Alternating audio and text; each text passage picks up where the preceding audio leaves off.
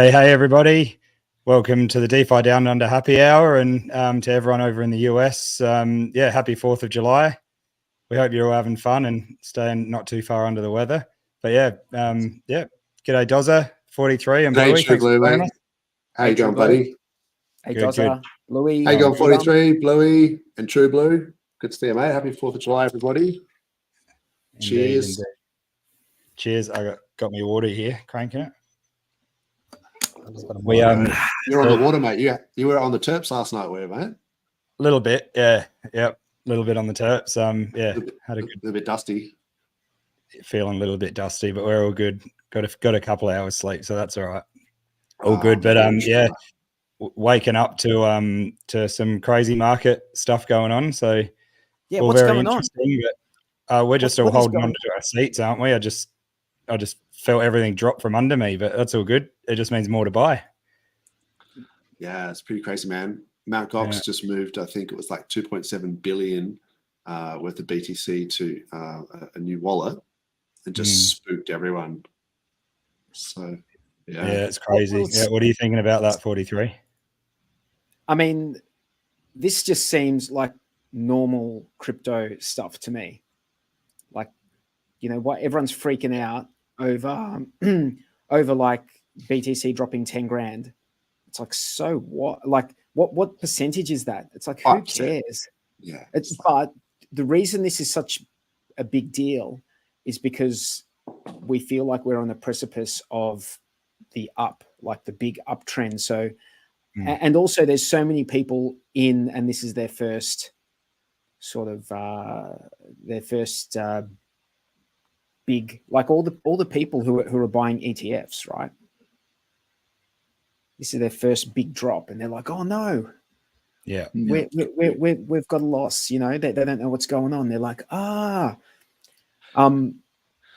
also like the Hex price, for example, is below 0.5 cent.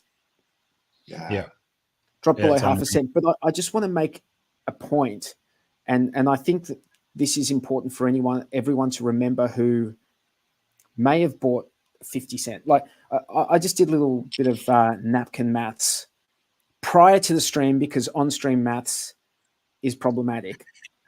But if someone had bought $1,000 of Hex at 50 cents, they would have got 2,000 Hex. If they'd bought 1,000 Hex at 5 cents, they would have got 20,000 Hex. If they'd bought $1,000 worth of Hex at 0.5 cent, they would have got 200,000 Hex. Wow. Yeah. And if they let's say right now, I don't know what the price, I think it's at 48.5. So 0.485 of a cent, right? Not quite 0.5 cent. So if someone went in right now and bought $2,000 worth of Hex at that price, they would have 412,371 Hex. Now, it's crazy. Just imagine that was all one person who had made those buys. Yep. That one person would have 634,000 Hex, which would be at $5,000 spent, their average buy-in would be 0.0078. Wow. 0.0078. So the point I'm trying to make is that person who had bought at 50 cents, bought at 5 cents, bought at 0.5 cent, and then at 0.4485 of a cent, 0.485 of a cent, they would break even at 0.8 of a cent. Yeah. It's crazy how cost basis works, how you can lower it so effectively. Down at the lows can really save. And that's obviously that's assuming you go back up. Yeah. Right? There's that. Yeah. And get wrecked, keep buying. What's that, sorry, man? So if you get wrecked, keep buying. Well, you got no choice, really. It's like, if you think that you got a bad deal, higher, the only way to get a better deal is to keep buying. Unfortunately, you shouldn't be investing in crypto with money you can't lose, like you're not willing to lose. That's the bottom line of crypto. If you're not willing to lose that money, you probably shouldn't be, playing with it in crypto. But the point is that if that's money that you're happy to, risk, then that's how the maths of that works. It's not because if you say to someone, if you buy at this price first and then you average your way down, it's like you'd think that it would take a lot more just to get closer to that bottom price, but it's really it's counterintuitive. not that bad. Yeah, it's counterintuitive, really. Yeah, it's funny when your brain thinks about what should be, the median price or, whatever, you sort of think, it should be a lot higher. Then when you actually calculate it, you go, oh, holy crap, my cost basis is way lower than I thought it was. Exactly. So you think about that person, they're in profit at 0.8 of a cent. That same person's in profit at 0.8 of a cent. So, I mean, there's always a silver lining. And the silver lining here is that if you're not happy with your average buy-in, then there's opportunity here to better that situation. Obviously, you need to have some dry powder to do that. But the people who have worked and have jobs and earn money, obviously you can do that. People who are living off crypto, maybe not so much. And that's the thing. That's why, a lot of people last cycle happily retired from Hex. They retired off Hex. I don't know how many of those people are still retired. Like, I don't know. I have 3 kids, so I didn't retire. I was just like, I'm gonna keep working. I'm gonna make sure I've still got a way trying to win it all in one trade. That's it. But you've had the chance then to buy back in at these good prices if you didn't retire off it and just blow all the all the gains on living, and you're still working a job or doing whatever you do.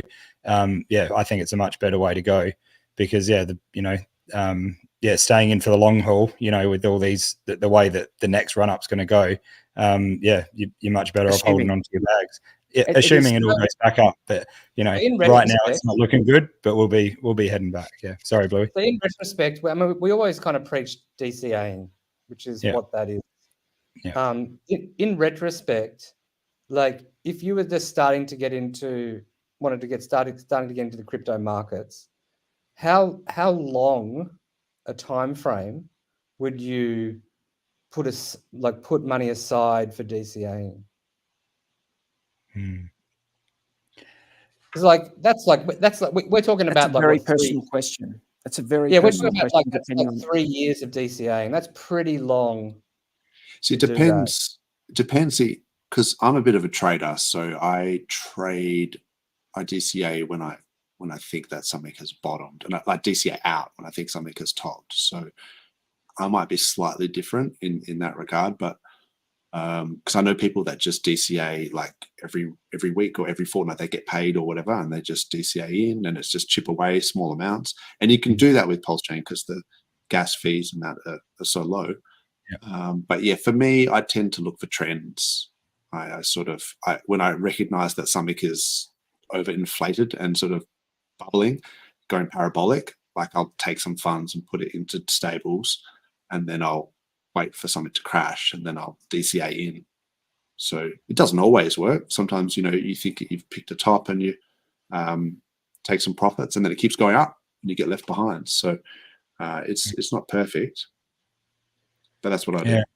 I wonder if, people's DCA strategies are like you're saying, Bluey, about actually having stables or, fiat aside to then go in over a period of time. I wonder if you weren't logged on to Twitter and you weren't watching, some of the streams where people are, talking about how soon everything's going to turn around or whatever, if you were to just turn all of that off and just buy, by watching the charts, if that would be better or worse for people, because, so often in streams you hear people saying, oh, this has to be a bottom, we're turning around now, it can't go any lower, you hear it all the time. And and it's funny because you just see this. You just see, exactly. It at the moment as well, just keeps going lower. You think you run out of time, but you get that opportunity again. So we're pretty blessed. Feeling, that feeling when you look at the chart and you're like, "Ooh, it burns." You see it go there. To me, that's like a buy signal for me. When I've got that feeling like, ooh, that's like, that got me. That slightly painful. That red candle is hurting. And like that's right. That pain like, for me. So the pain or disgust when you're absolutely that is just disgusting. It's all like, it's like when I see it, it's like, ooh, I got to buy this. That's funny. Yeah, exactly. The problem is you can get that PTSD, right? Where you sort of like, you see it going down and you start to counter trade your emotions. So you sort of, one way you can do it is when you get that feeling, that that's time to buy because you're going, I feel really bad and it's time to buy. And then likewise, when you're feeling really euphoric and you start screen capturing like charts, like that's always a good sign to shave off some profits. Anytime you just go to screenshot and show someone like, hey, check out this, like whatever is the highest performing asset of this, it's like you got to take some profits. That's exactly right. I agree. Hey, I'm just going to say g'day to everyone in the chat, and then we've got someone else that we have to get on and say g'day to as well. We had Fast Abdul there in early. I'm not sure who he was talking to about tell me your secrets. Does anyone know what he's going on about there? Well, Tom Gillespie's told him a secret. I don't know if we Tom's secret right there. Yep. 3 balls. Fast Abdul, we're keen to have you on sometime soon to talk about everything you're up to and get your insight on what you think of all these market trends as well. Bluey's even in the chat as well. Hey, Glaz, thanks for coming. Thanks for joining in. And we've got Red Squirrel there. What's this? What is this? A Reuben. It's like a toasted Reuben sandwich. I think, is it pastrami and cheese, isn't it? Or I want to say it's like a salted meat, but yeah. Fair enough. Then. Hey, I went and saw Tucker Carlson in Melbourne on Monday. Oh, you did see him? Oh, nice. I went and. So, what's that? How did you go? Was it good? Oh, it was interesting because I didn't know there were all these other people who were going to be talking. So, it started at 6:30, but Tucker didn't come on until like 9:30. So I was just like the whole time I'm just like, looking at my watch. Like, support bands. I could have gone out to dinner, but they did have they had like interesting stuff. Like the first person was the doctor who was talking about all like, the needle related stuff. And then the second guy was, you guys have heard of a guy called Dinesh D'Souza. He wasn't actually there. They showed like a video of him, his talk from a previous thing, and which felt really fucking dodgy that you just like we went and paid money to see like a YouTube fucking video. But then they showed his documentary, which was about how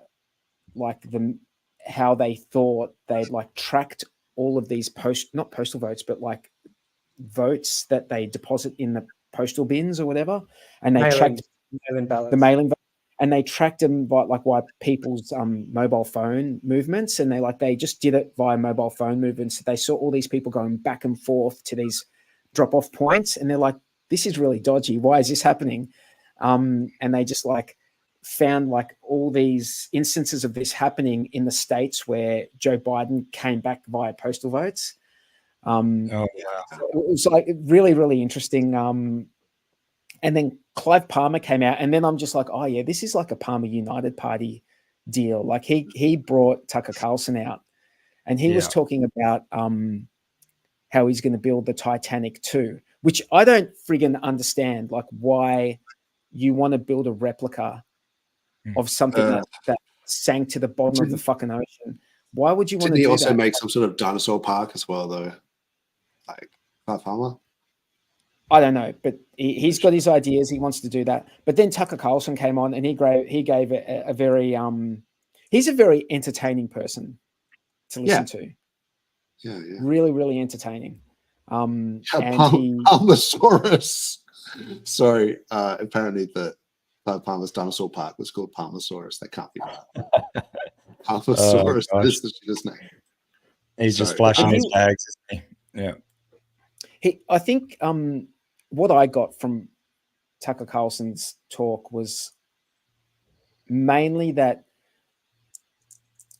I guess, without going into specifics, that mainly we shouldn't forget that we're Australians, and we shouldn't like just forget that it's our Australia and not the government's Australia and not anyone else's Australia. It's our Australia, and we're all Australians, and we all own a bit of Australia because we're citizens of the country.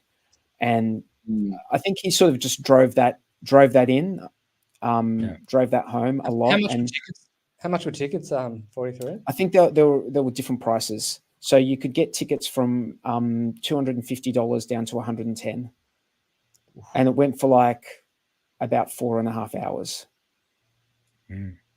Far out. It would have been entertaining though. Yeah, like you said, Tucker Carlson is great. That video of him recently, I think it was the Canberra one.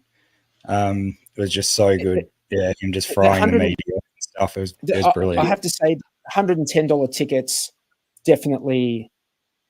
Like, yeah, that was a night. You know, it was a full 4.5 hours of people talking, and you know, it's cool. It was in a good venue. It wasn't in some. Sorry, go ahead. Were there groups there like handing out pamphlets or trying to kind of onboard people to their various political stuff? Nope. I like the idea that people, you know, there's like a discourse about ideas, you know, so sometimes you see that with like Joe Rogan, you know, that Terrence Howard stuff that was in the week with, was it Eric Weinstein was doing the rebuttal, and but it's just like the discussion of ideas, like, and even though people might not be into politics or whatever, but Tucker Carlson had a couple of things where, and then, you know, that reporter started to sort of grill him and was quite biased against him, and then he was just pointing out all of her sort of logical inconsistencies, and then at least it kind of stimulates a debate. It stimulates like a few ideas and talking about, you know, concepts of that could be, you know, important. Does anyone really fall for that BS? Does anyone really? I mean, I guess people do fall for that BS media gotcha type journalism, which we see in. A lot of people do.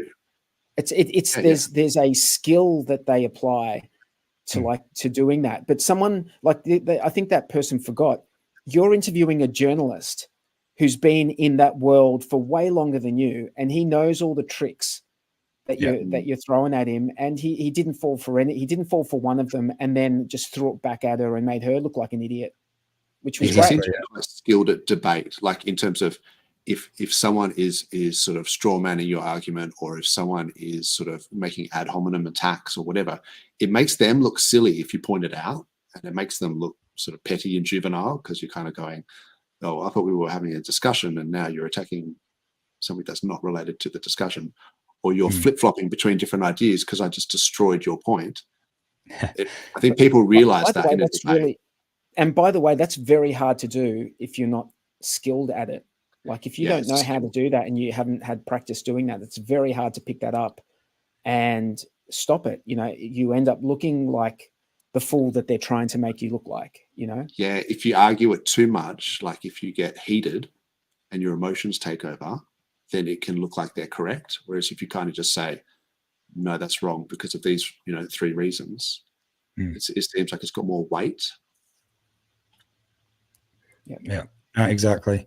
Hey, we've got someone we're about to bring up, just waiting for him to come on. But speaking of onboarding and stuff, even though it's not the degen side of the hour yet.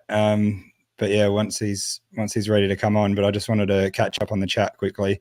Ash is in here, so thanks for coming on, Ash. Really good to see you here again. And yeah, Maddie jumped in to say g'day. Hey, Maddie. Yeah, big ups for everything you do, Maddie. I want to show a video actually from earlier in the week. It was a good stream with Crispy talking about some really bullish stuff with staking with Hex. I'm right into that. So good. Happy 4th of July. Can you throw up Ash? Can you throw up Ash's comment? Yeah, I saw that too. My eyes were like, what? This one here. On that one? Yeah. Are you talking about that one, risking it all? Risking it all. My kids are either going to be homeless or take. Yeah. So it sounds like Ash got some Mt. Gox money come in. So that's the upside of, you sort of see all this Mt. Gox, is it $9 billion that I've got on the books, but it does make you wonder if people will keep it in Bitcoin, whether they'll sell it or whether they might ape into some other, favorite projects. So it'd be interesting to see. Hang on. So they paid the Mt. Gox people based on the fiat they had, like the fiat equivalent value they had in there at the time. No, I'm not sure about that. I think you could choose. That's not right.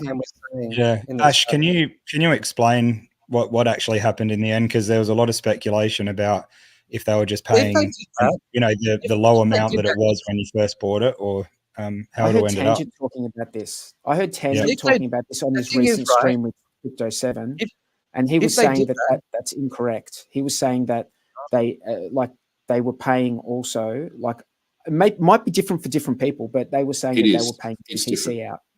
Yeah, so you could elect. I think you could elect to get paid, like cents on the dollar, that sort of stuff. Get it paid earlier. You could choose whether you want it paid in Bitcoin. But it would affect when you get it. So people might have chosen to get fiat sooner because they thought we're never going to get these coins. But there was definitely something like 40,000 actual BTC that were. Well, there was $2.7 billion worth of BTC that was moved on chain this morning. Yeah. So I've got that open. Yeah, I'll bring that up in a minute. I'm curious as to what happens to like if they're paying people the fiat equivalent value, that means there's a whole lot of BTC left over. Yeah. Yep. Yeah, that's true. Hey, can I just jump in? I'm sure the lawyers would. I'm sure the lawyers will work out how to spend that money, man. Yeah, exactly. Hey, we got the man with 3 balls here, Mr. Gillespie. Yeah, joining in. So, where's he gone? He's disappeared on us again. We've lost him. Oh no, what's happening here? He's faxing. Oh, here he comes. There he is. The man, the myth, the legend. Entry. Nice reveal. Did you? G'day. G'day, mate. How you going, mate? How's it? Good. Did you get any Mt. Gox coins back? Did you swap that straight into G'day or what? Mt. Gox coins? No, mate. No, that's way before my time, eh? Yeah. No, that's cool. That's good stuff. Did you just pick yourself up off the floor because you looked at the market? Is that what happened there?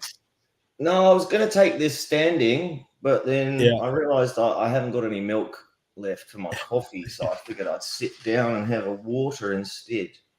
You beauty. Good stuff. By the way, Tom, it's good to see you, mate, again. I can see, but you're going to close the OnlyFans page. I can see your screen in the reflection of your glasses, mate. Hang on if I can see again. That's good. So what's been going on, Tom? Have you been degenning or what? I was holidaying a little bit there, and I spent some time in Sardinia. Oh, nice. It was nice. Got lucky there. There's a place called Bosa, and it's a little bit of a degen community there that put me onto a few fellas. So I got some good interviews while I was supposed to be holidaying, at least. But nice. It's a beautiful part of the world. Material. Yeah. That's so good. I saw some. Nicely. Oh, sweet. That's awesome. I saw some pictures of you doing stuff. Was it in Sydney and Brisbane and stuff as well lately? Might have been a month or two ago. Yeah, earlier in the year I was back visiting family, but now I'm back. I'm in Italy on the mainland now. Oh, far out. Well, you got out at the right time because it's bloody cold down here now. So yeah, that's cool. Yeah. It'd be nice weather there. On though, fellas. I appreciate it. I don't think I've ever been on your show. Have I been on the? We've seen you in the chat. We appreciate it. We've seen you in the chat, and you've been on the Hex Late Show, back on that OG show that 43 and the other guys were all running. So I've caught you on there a couple of times, and with Sammy Chica. So it's really cool. Yeah. No, it's Yeah, we've been on stream a few times, Tom, like at least 2 or 3 times, I think. Yeah, I forget, so much has happened over the last, G'day's approaching a year now. I've got a question for you. So what's the deal? So with your DGen doco, are you going to make it so it's like a choose your own adventure thing where people can use G'day token to kind of choose the direction of the doco, or what's the go with that? Yeah, so I want to experiment with bringing the G'day token into the film itself, and I'm exploring that, but it looks like I'm going to need an actual fucking game designer or game, somebody that can design this type of stuff. But I've got I've got ambitions, and from the people I've brought it up with who are developers, they say it's pretty straightforward stuff. Just to get a video. Base Radian. Sorry, Base mate? Radian is there's a guy, Base Radian, that comes on here every now and then. He's good at that stuff. Yeah, chat to him about it. Yeah, Base Radian. Cool. Yeah, we'll have to get him to hit. He's a guy. He's just an Aussie guy. He's come on here a couple of times, but he's in the chat sometimes. Yeah. Seth, if you can hook me up on the Twitters or the Telegram or whatever, I'll have a word, because I've got a brief down now, so I can brief somebody at least of what I think it should do. But I can run you through it quickly if you want. It's essentially like every 20 minutes or so, at the end, there's like a pop up, and it's like, just Tom go, like maybe like there's 3 things I'm thinking. Does Tom like buy this shitcoin? Pop up. Does he go to this place and interview this fella? Those kind of decisions. And that determines what the viewer sees in the next episode. It sends him off on that path. And in order to be able to interact with that, the idea is that the video player will somehow be connected to a browser wallet, and just all it does is just confirms a certain balance of G'day in their wallet so that they can interact with that, right? So there's no like purchasing or anything in there. It's more like just verifying, okay, they got say 1 million or 1 billion G'day, they're able to fucking choose the path, right? And because I've got so many fucking paths that I've been exploring, it's possible that there could be like at least 5 different paths going along. So that's really cool. May as well give it a crack. Mate, sounds pretty funny. I liked the last one that you did, the last doco. That was pretty funny. But maybe, I don't know. See, it takes a while to get used to your humor, I think. So, people need to kind of get used to it a bit. Yeah, I noticed some people are slow to pick up on my certain type of journalistic approach. Others are much quicker, I've noticed. But one thing's for sure, everybody's quite delighted by it. I haven't had any real negative feedback, but I think what I have noticed recently is there's a lot of people in the DMs who clearly think that I am a legitimate investigator of sorts and want me to bring down Richard Hart still, And I'm like, fella, I'm not that guy, right? I'm not an authority to do that. People are not clearly reading between the lines. So people still want me to bring him down or find him at least. But you interviewed him a while back, didn't you? Oh, mate, it was 2020, right? 2021, maybe. Yeah, it was before the Fakefluencer, because I wanted to use that interview in the Fakefluencer, but he wouldn't let me. So bugger. You've interviewed a few big players though, haven't you? Oh, depends in what area, I guess. I think I have, but big players come and go in this space, don't they? That is true. That's a good point. Definitely. And hey, I'm just going to bring up the G'day chart while we're talking. What's been the most interesting interview you've done, Tom? Oh, in the DGen Docu-series or previously? No, overall. ever? Oh, mate, I can't pick out one above any other, but obviously the one with Richard sent me on the path that I'm on today. So yeah, interesting as in what the outcome was from that probably was Richard. But in this DGen one, I was lucky enough to get in the room with an ex-mobster that was in Sardinia recently, who's built an entire cheese-based economy in a small remote town in Sardinia. And believe it or not, it's crazy. So people trade in cheese, or they use cheese for money. That's it. Just tip them with a bit of Parmesan. And it's got a time-based aspect as well, because obviously, like cheese, as it ages, becomes better, right? Or certain cheeses as they get older, like wine. And so this economy is based around the older the cheese, the more valuable when you chop it up and use it to trade with other items. But you'll see in the DG doco, it was really an insightful interview, and the guy was very friendly considering how many people he'd murdered in the past. So wow, yeah, cheese. That would have been crazy. Hey, say bad things about his cheese. That's right. Don't want to tell him it's too smelly, or maybe that's a compliment, isn't it? Maddie Allen, we're going to get cheese put on Time Pays Me, it sounds like, just so we can stake that 30 years out, the cheese, and become more valuable.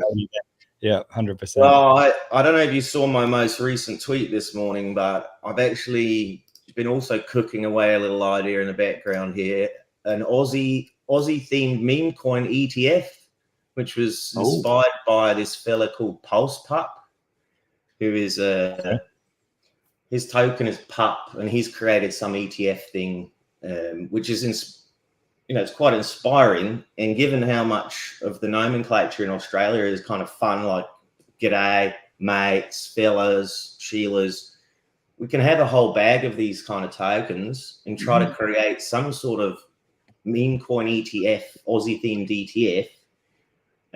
But I've got a meeting with him later on tonight, so I'm going to sort of see what he's built and how I might be able to learn from that. And so it could be that I end up, launching a shitload more tokens in the coming months. You have to speak to Too Spooky in the Tang Gang and see if you can get those guys to help you out.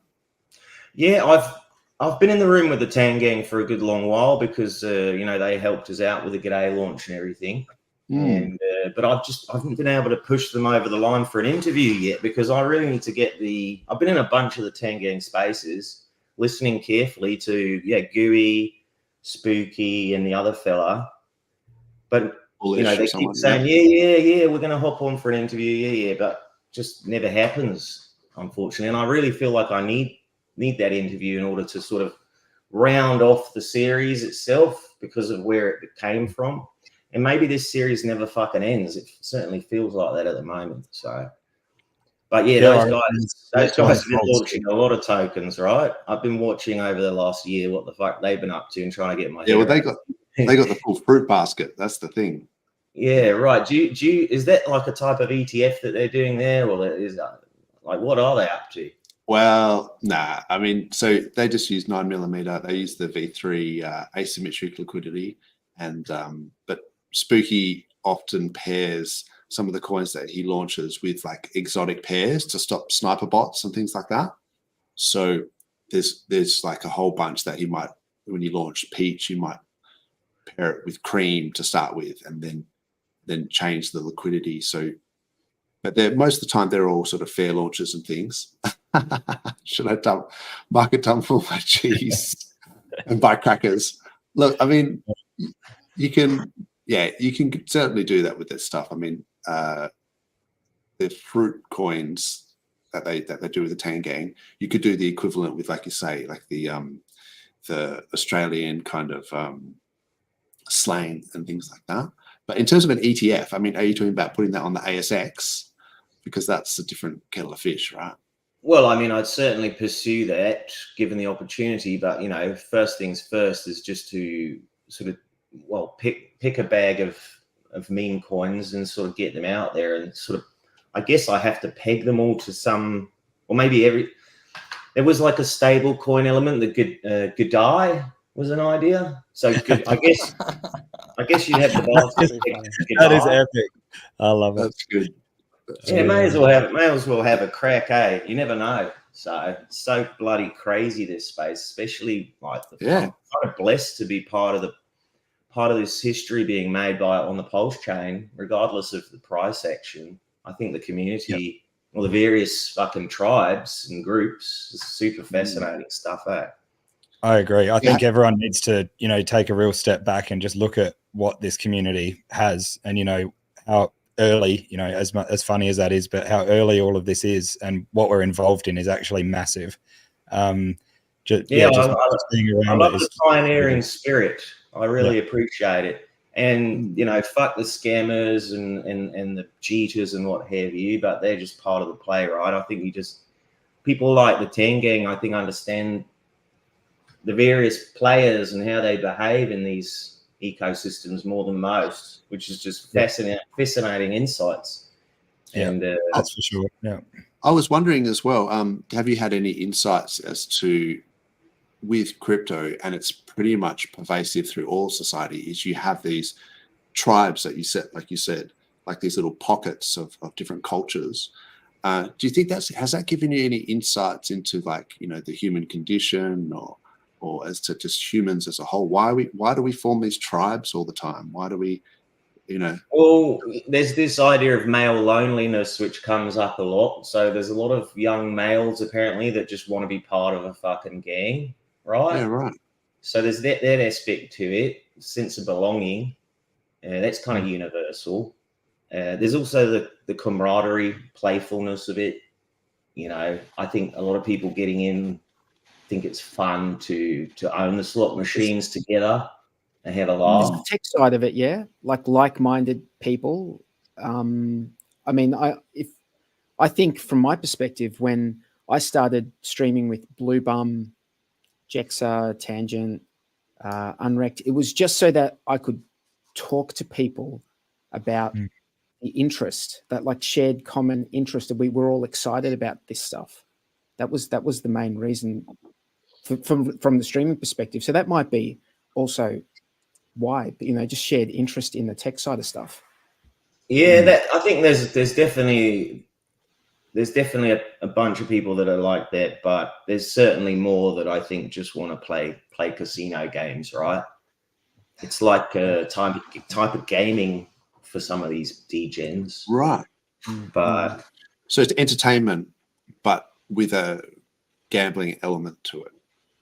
Yeah, and that's sort of integral to the DeFi ethos, I guess, right? That's just part of the play. Like most people after just a few months or weeks even will realize that, okay. And then from there, it's like you go to that sort of sub-psychological level where you're trying to understand who are all the fucking players, power dynamics between the various groups. And honestly, I think I might have some of the biggest insights into PulseChain, having witnessed the birth of it, after the Hex doco. To witness the birth of a blockchain and then what happened to the hexagons and everything, and what I've kind of documented over the last 12 months. I don't think anybody's ever fucking done this before, mate. Seriously. Right. Some people are going to write fucking academic papers on my shit once I'm done, once I'm long gone. I truly believe that. Oh, the history's there. It is history in the making. Just I hope you're not long gone. I hope that's not imminent, mate. Because you seem like you're still quite a young chap. No, I'm actually next, because I realized I spent so much fucking time with degens that I neglected this whole other subgroup called regenerative. You're probably familiar, right? So these people take degen behavior and they try to channel the casino behavior towards something, I don't know, fucking environmentally beneficial or culturally beneficial or whatever, right? This whole regen side, I haven't fucking explored that properly yet. And so, but at the end of the day, it's still a meme, right? Yeah. What's an example of a regen project? Well, from what I've read this far, it's heavily leaning on environmental, like beneficially environmental outcomes powered by this fucking degenerate meme coin behavior.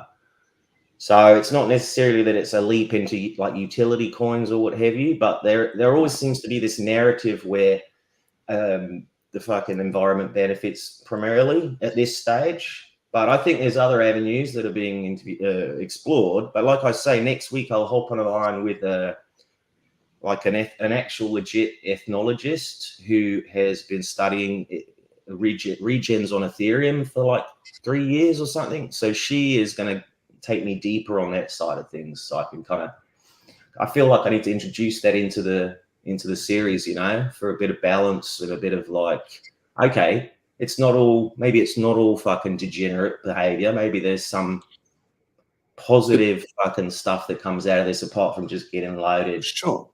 Right. Yeah. I mean, there's things like, you get trapped energy from, battery farms, and, you can only charge them so much, and solar and things like that. And sometimes you can use that trapped energy to power like Bitcoin miners and things like that. So in some regard, then you could argue that it's using that trapped energy rather than taking energy off the grid. So I guess there are a few sort of green use cases and things like that out there. But do you find that if you've got like a real world asset or AI coins or some green based thing, do you think at some level that they're all sort of narratives that can kind of be thought of as memes in a sense? Because really people are in it for the price performance. So whether they're really keen on this, green coin or whatever it is that the regen stuff, but if the price performance is shit, like they're only really going to be super keen for it if the price is going to have gains. And that's why that's like the foundational aspect of any of these things, right? Is sort of making sure that your coin is delivering back some sort of returns over time. But I think what I've witnessed is that those players that have been playing these games for many years are getting sort of fucking bored with how easy it is, and maybe they're already loaded or whatever, and they want to use their gains to channel towards something in the society, that they think could benefit from leveraging this kind of degenerate trading behavior. So there might be like a type of awakening in a sense amongst a certain subgroup of crypto folk, DeFi folk, that are like, this fucking casino shit's too easy. I'm bored, right? What can I do? It goes like it's typical in politics or in regular society, right? People get money, they get too much fucking money. What do they want after that? They get the house and the car and all the shit. But then what are they going to do after that? Right? They got everything, so they go for power. And how do they get power? By building respect through channeling their fucking wealth, to certain things in society that they think are beneficial. And there they build up their reputation and their power, and they go into politics typically, and that's when everything goes to shit. So, Tom, that's interesting. I'm interested to know, what do you think is the greatest benefit that could come from blockchain tech and decentralization? What's the best thing that can come out of it for society? Because it seems like this is sort of what we're talking about here.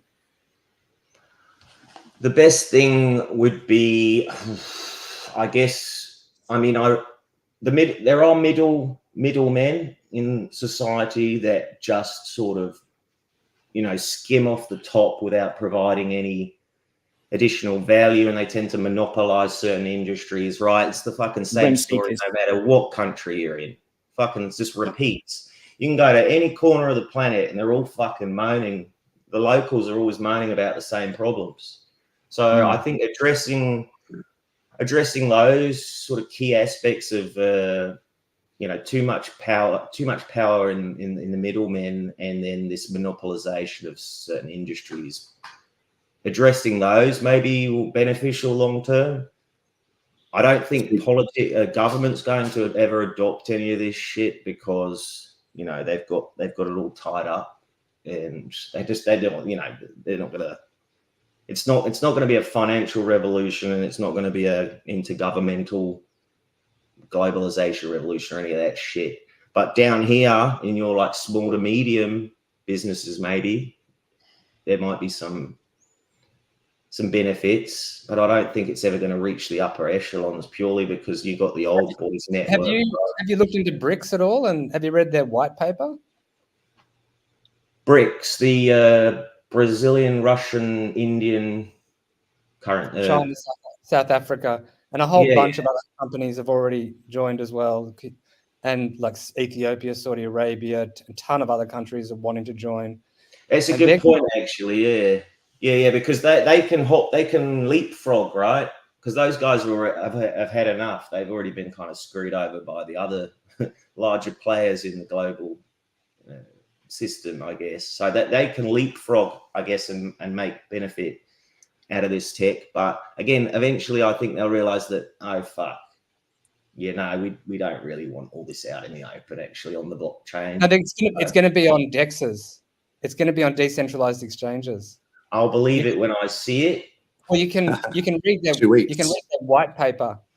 Actually, they got a white paper, which is really interesting because it's like for us who have been in this world and have read tons of white papers, to be reading a white paper for like a major, kind of global payments system, we've got this. It's going to be another stable coin, Bluey. It's just going to be another stable coin, mate.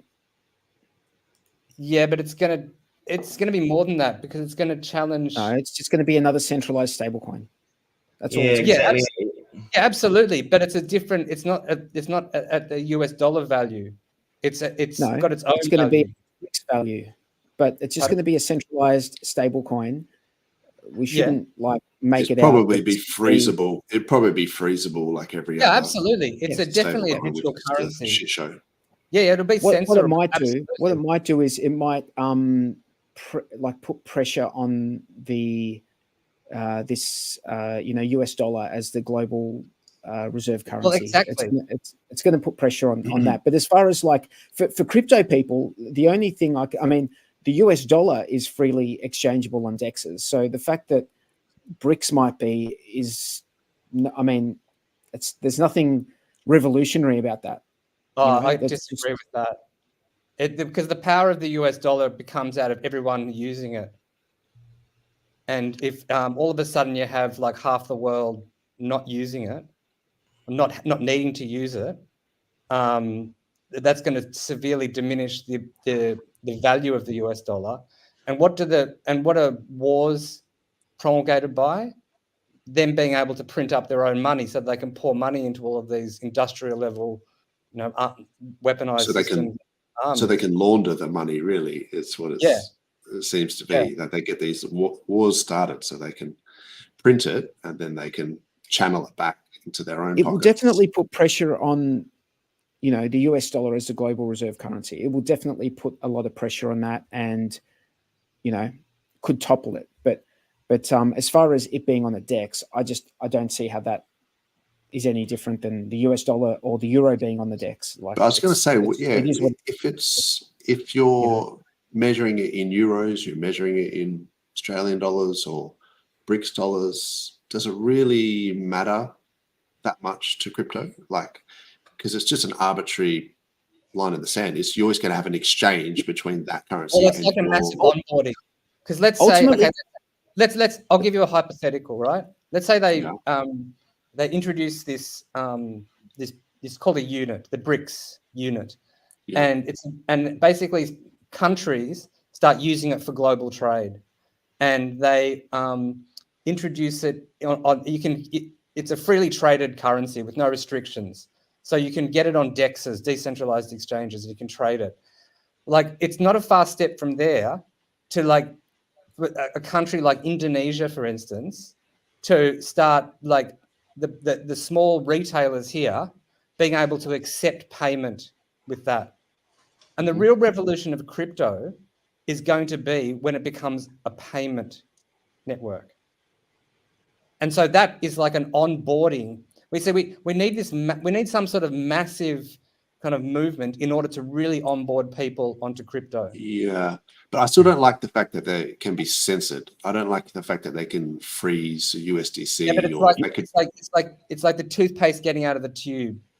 Like once people start using that technology, especially at the, you know, buying a coffee, buying a roti or whatever like that, then you're onboarding and then people onto see how technology. much better real crypto is compared to the fake stable, like that, the stable coin. Like they're gonna, and I guess that's a good point. Like, yeah, I mean, if it onboards half of the world or the majority of the world, then that's a good thing. And then they see how much better. And it also means the US government and the USD will have to compete with that. So they'll have to. So people might accept BRICS or USD, and then all of a sudden you have cards, and so then I mean, it's a way for like are they going to get rid of cash though? Because if they get rid of cash, that sucks, man. Yeah, I don't think they cash will. Is I don't awesome. think they'll be able to. I think they've tried. Like they tried in Australia and it was unsuccessful so far. I think that's an ongoing effort. I don't think the efforts to get rid of cash in Australia have ended.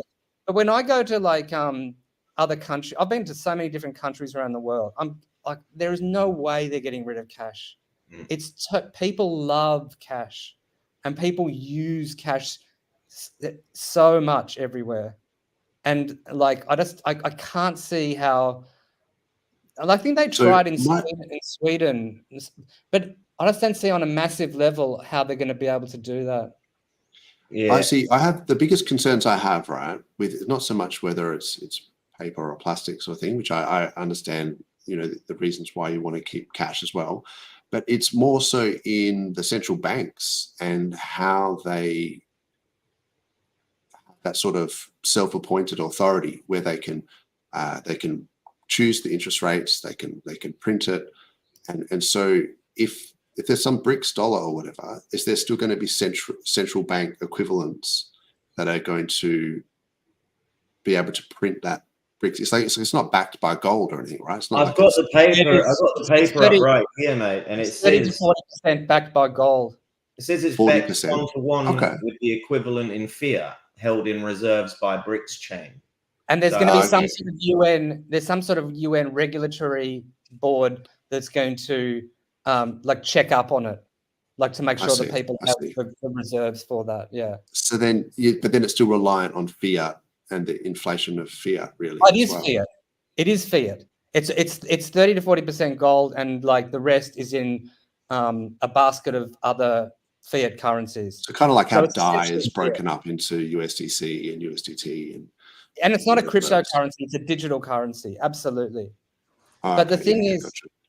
But because there are so many countries sort of coming on board to it, I don't think they're going to be like, they want to keep that control with those countries' governments. They don't want crypto kind of like degens like us being able to print our own money. Yeah. But like, I mean, the train has left the station on that. Like it's we're doing that with Hex, right? You can fork a blockchain in an afternoon, man. You can fork a blockchain in an afternoon and make it so they can't stop that unless they want to outlaw maths and publishing maths to the internet. Exactly. Which I've heard in some countries they would like to do. I've heard that. No doubt that's people's fantasies. But yeah, we print our own Hex when we stake and things like that, and we print our own ink when we yield farm. So in some regard, we do print our own money. Yeah. I'd like to know from Tom, like, how early?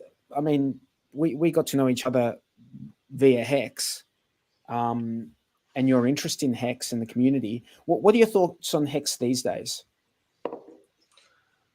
E-Hex or P-Hex? All of the above, but like I guess all of the above, but probably focusing on the new Hex, the Hex on PulseChain, but yeah, all of the above. Yeah, no, I remember thinking, well, if this fella's going to launch his own chain and it's going to have a P-Hex on it, I imagine he will, like, he'll want everybody to shift over to that. And that's really kind of what seems to have unfolded recently with the arguing about EHEX and PHEX and the division or the the conversation on Twitter, at least. So I think there are, well, you can never be sure, right? But it seems like there's some hardcore fellas there still holding on in EHEX.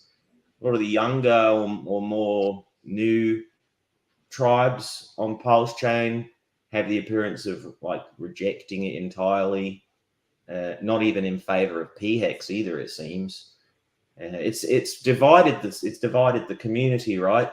Quite deep, on a deep level, it seems. And Richard, they seem to want Richard to chime in, but he won't. He doesn't. Just on that point, how you say it's divided the community, I'm dubious on that point. I think there are just a very small number of very loud people who make a big deal about one or the other, whereas most of everyone is just like, yeah, whatever I've got on both chains I have, and then I hope it all goes up, you know? I really think that a lot of people don't care that much. They're happy for it, like for PulseChain Hex to be stronger or vice versa. It makes sense when it comes to Hex. I think that PulseChain is the place that's going to be cheap to end stakes. That makes more sense. Like, that's just logical. But I just think that there's a very small, you know, and I can name who they are. I can name a couple of them. I mean, who's actually like Brizology is one of the guys who you know talks about PHEX a lot. Who else? There's Yash Deep, who talks a lot about PHEX. I mean, to be fair, Richard Hart, pretty much the founder, has come out and said that. Yeah. So who's on the other side saying, is anyone actually saying that it should only be EHEX? I don't think, is anyone saying that? I don't think anyone's actually saying that specifically. People are either saying it should only be PHEX. Only. I mean, it's a free market, right? So the thing is, it's not like, it's not up to anyone. So you could have one person that says, this is what I think. And then the next person comes on, oh, this is what I think. And then the founder says, well, this is what I think. I mean, it's not up to anyone. It's what's going to happen. The market's going to do what the market's going to do. It's a point. You can have your preference. It's something that's interesting to talk about, right? But I think ultimately most people probably hold both. And they're just like, oh, I hope it all goes up. You know? Yeah, it's so cheap, man. It's so cheap, so that the people have like gone, hang on, they've done the maths and go, I can buy 1 million, you know, PHEX for $5,000, and they go, and isn't it? I can buy what, 3 million or 4 million EHEX for. And isn't it ironic that because like we've seen the Ethereum fees go down so much in the last 6 months? Oh yeah, it's actually that's interesting. Completely made EHEX viable. and the other thing, it's such a dual-edged sword because it's like if the fees are going up, that means it's harder to end your stakes, but it means the value of the chain, and because so many people are using it, is going up. Whereas when the fees go down and it's easier to end stake, then it's actually Ethereum has got less value, and so the things on Ethereum have less value. Yeah, I've got this thought where I sort of say you can't actually be right or wrong. You can only be right for a given time frame, wrong for a given time frame, and then right for another time frame and wrong for another time frame. So it really is time. At what do the you guys moment, think of Ethereum? What do you guys think of Ethereum at the moment? Because I'm bullish on the ETF. I mean, that's around the corner, right? The BlackRock Ethereum ETF is like they said it was going to be on Wednesday, and it got pushed back a week. But yeah, also I look at the charts, right? So when it broke down the below the 20 MA, and then on the weeklies and the 10-week moving average went below the 20-week moving average, and all the price was below everything, I was like, we're entering a downturn, a downtrend. So short-term bearish, long-term bullish. Yeah. But what about all of these L2s which have popped up that seem to have taken a lot of the economic energy and dispersed it to many different chains as opposed to just Ethereum? That is interesting because Vitalik seems to be sort of in the past championing the L2s, but I see that the centralization of the sequences for the L2s and also the fraud proofs, I'm not a huge fan of the way that those optimistic rollups allow a whole bunch of transactions to go through, and then they rely on these fraud proofs for people to challenge sort of erroneous transactions, and there's like a window that you have to wait. So I'm not a huge fan of L2s. But people are using them. Like people, it definitely like a lot of Ethereum users have gone off onto other cheaper chains, whether it's L2s or other chains.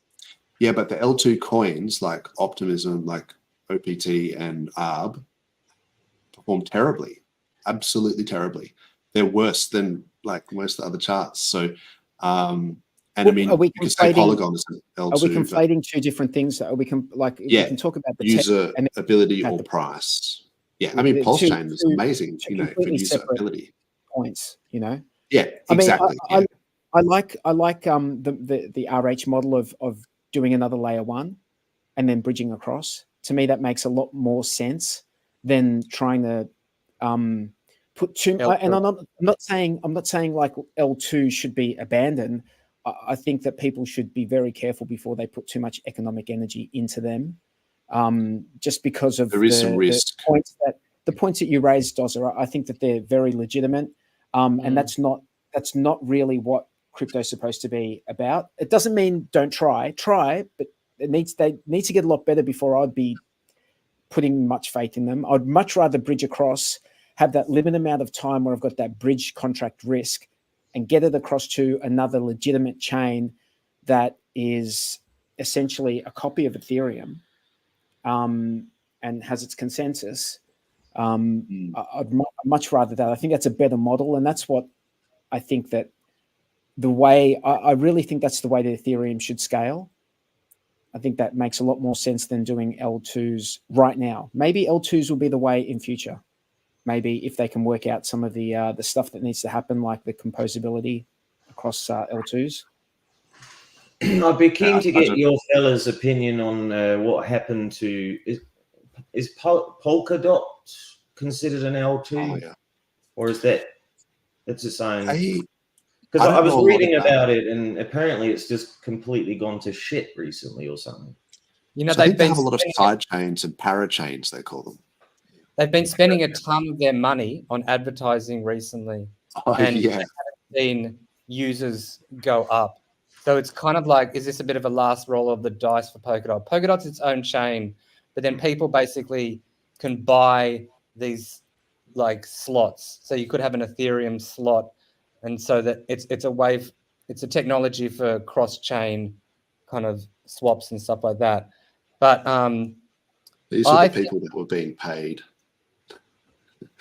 By the way, crypto banter, what do you use as the gas on Polkadot? Oh, wow. What's the gas? Dot. I think Dot. It's Dot. Okay, so it sounds like it's its own chain then, right? Yeah. Right. Okay. Yes, they were the influencers that were. Yeah. Is it proof of work? Paid to shield. That's unreal. Is Polkadot proof of work or proof of stake? Proof of stake, I think. Proof of stake, I'm pretty sure, yeah. And what is it? What's it using? Like what consensus mechanism? I think it's I don't know, man. All I know is it's got a whole bunch of these like parachains. Oh, actually, I did play around with it a while back, and I was using. Let me look. I'm pretty sure it's dedicated. It's probably not worth going to, man. There's hundreds of chains. I honestly think that like we need to stop making chains. We need to stop. Like there's gonna be a blue bum chain soon, and there's gonna be a true blue chain. Yeah, I mean, it's just getting crazy. Blue bum chain is not going to have great uptime. I guarantee you, man. We started doing a show together. We lasted like 5 shows, and then blue bum disappeared off the face of the planet for like a month. He's traveling the world, mate. He's freer than most of us, I think, because sometimes I envy Blue Bum's ability to travel around the world. Yes, it's pretty cool.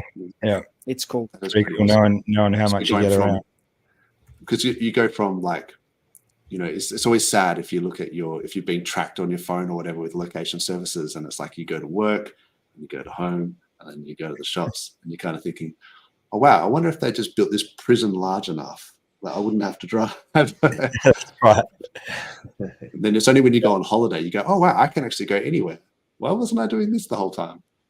And the most amazing shit happens when you leave the house, like, and go out into the world, mate. Like, especially if you don't have any specific direction, you just sort of, oh, I think I'll head in this over here and talk to this fella, and then suddenly all these other doors open up, and you find yourself in the arse end of Argentina with a couple of fellas who know everything about blockchain and are going to help you build your own. That's how the world works. You've got to get out into it, right? But it's too fucking easy. I think everything wants you to stay at home these days. I mean, people are fucking having their meals delivered to their house. Definitely. What the fuck are they doing in their house if they're not even cooking their own dinner? Good point. You make good points. Maybe selling cheese on the cheese black market. It's fucking it's idiocracy. We're heading in that direction, right? Idiocracy. We're there.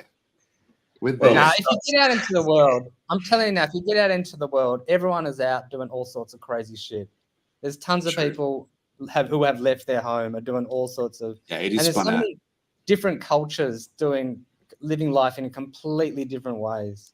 And everybody speaks fucking English almost these days as well. So really, like, it doesn't matter what country they come from, you're able to actually fucking have a yarn, right? Which is most important. Well, now you've got translating apps and things like that, and so they're helpful. But I'm glad English became the de facto language for most developed nations, even the non-developed, I guess. But I haven't really visited so many. I'd like to spend some time in Africa, actually, in South America. So there's some places I would like to visit. I forgot to tell you fellas, I had a fucking producer from the land of Hollywood ring me up last week, and he was like painting this picture, and I was like, mate, I want to get you in the room with celebrities and politicians and fucking crypto professionals, and we're going to go here and everywhere around the world, and we're going to film this fucking awesome documentary. It reminded me a little bit like, what Sacha Baron Cohen did with Ali G when he was interviewing all these celebrities and politicians back in the fucking 90s or whatever.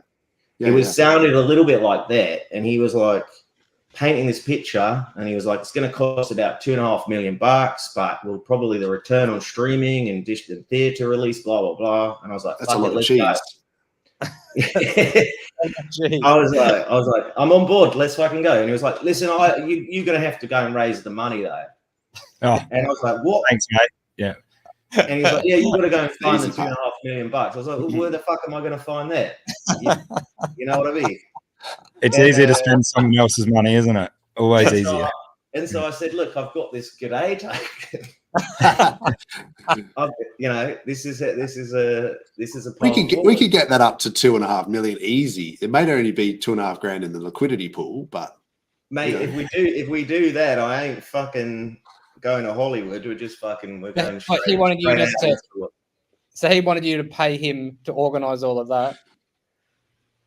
Well, he wanted me to go and raise the funds to meet the budget, and the deal sucked balls as well. And then when I actually pushed on him for like some details and stuff, he was quite vague. And I felt bad because it came through a hexagon. I think he was a hexagon.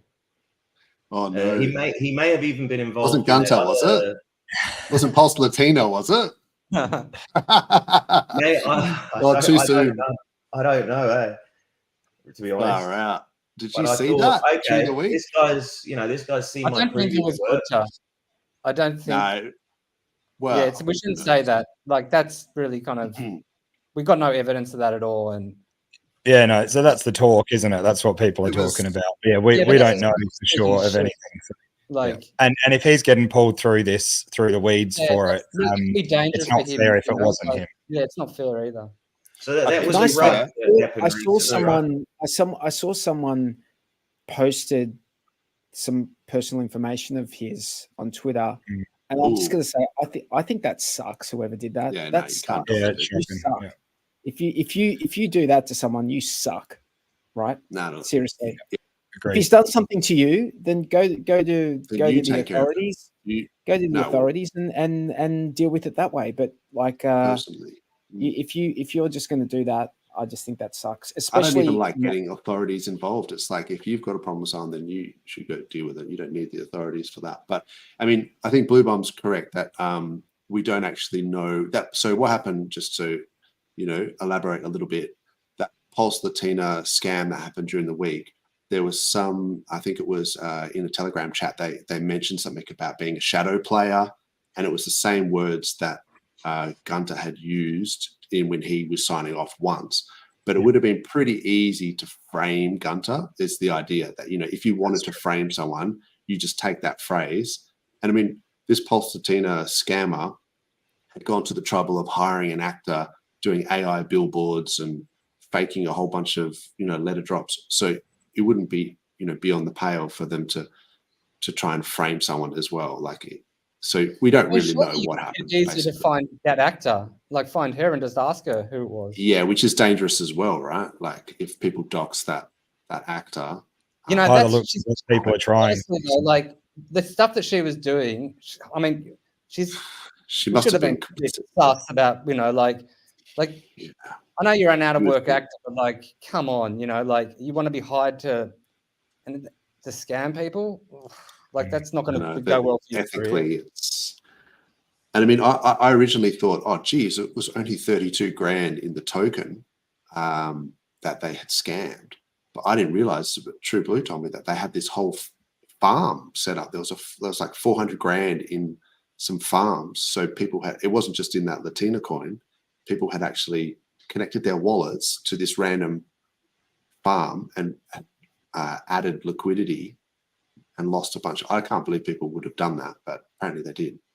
Yeah, and apparently also with the approvals too, when you're saying you allow it to spend this much of whatever coin, it was actually already maxed out, like it was set to be on the max value.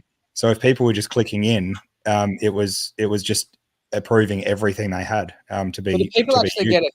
That is actually a standard. That's actually a standard thing for some wallets. Like I think MetaMask does that when you go to approve or enable a token.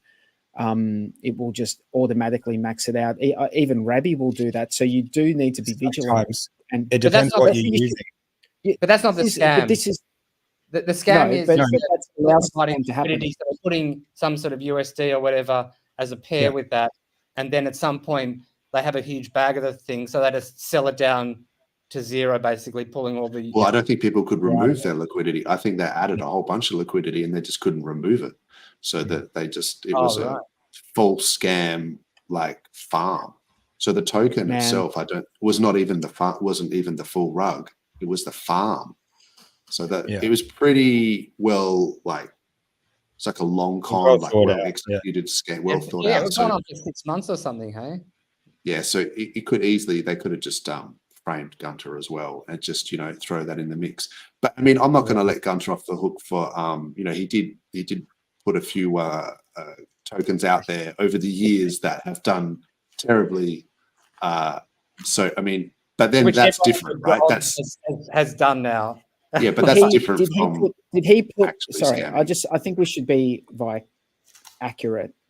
Did he put stuff out, or was he just involved in things? Was he a buyer in things? Did he actually his coins? Well, he made a gun token just recently. Like Pulse, wasn't there the ASIC miners and the Pulse Bitcoin? Pulse was that actually him? He was working with someone else. I saw the dev who did that. I think he just might have jumped on that. I just think that we don't know the details. All I know is that I remember him being on Twitter and on streams talking about this stuff as an authority on this stuff. I don't know about this last thing. I really don't know anything about it. It had nothing to do with that Latina thing. I don't know what happened in that. Nah. And I certainly don't know if he had anything to do with it. And I don't like the idea of people publishing stuff on the internet, which is personal information. That's true. No, you got it. The presumption of innocence there's presumption of innocence there. So we have to sort of say that without evidence, you can't throw them under the bus. So, no, look, my heart goes out to the people that lost money in it, but I think it's a lesson for everyone. Like, don't connect your wallets to crazy farms and things that are untrusted. That's right. Yeah, and just because everyone's talking about it doesn't mean it's a good thing, because it's pretty obvious that people have multiple accounts now and things like that. So you can make it look like something is there's a lot more hype, or a lot more people involved, when it could just be a few people with plenty of accounts and making something look a lot more popular than it actually is, or safe. So it's definitely a worry, the way that all women that are on Twitter are actually blokes. They're all blokes anyway. Yeah, exactly. All the fake women, all the ones that don't actually do videos of themselves. Well, I mean, the Latina one did videos, so even then, it's like, because she was followed by Richard Hart and all sorts of stuff. So because that was an actress, so that's the next level, right? So you got to be hugely skeptical and just assume that everyone's out to scam you. Don't click links. Don't trust wallet to stupid shit. Do not trust. Just be skeptical of everything. Yeah. Did you guys hear about? There's a I don't think many people know about it, but I saw Crypto Vince posting about an airdrop not an airdrop, it's a claimable thing called HXR. It's like a hex stake type airdrop thing that you mint before ending your stake. Sounds like a scam. No, I'm just joking. I haven't heard of it. The reason it's like I've seen Crypto Vince around the traps for a long time. Yeah, Vince. I know. But hang on. Let me just. Yeah, but you can't just trust. But I know he's in the B9 group, and the B9 group, they actually, their whole reason for existence is going through contracts and seeing whether they're legit or not. And I think the person who created it was USCG or VET or something like that. There's a Pulse I know Police the guy. guy, I just don't. Yeah, there's a Pulse Police guy that's got a handle that's similar to that. So it could be one of those devs or something. Maybe it's So I don't know. I don't know if that contract is okay or not. Like, people need to really find out. Don't trust what we're saying. Like, go into. Yeah, I'm not saying connect your wallet to it, but it might be.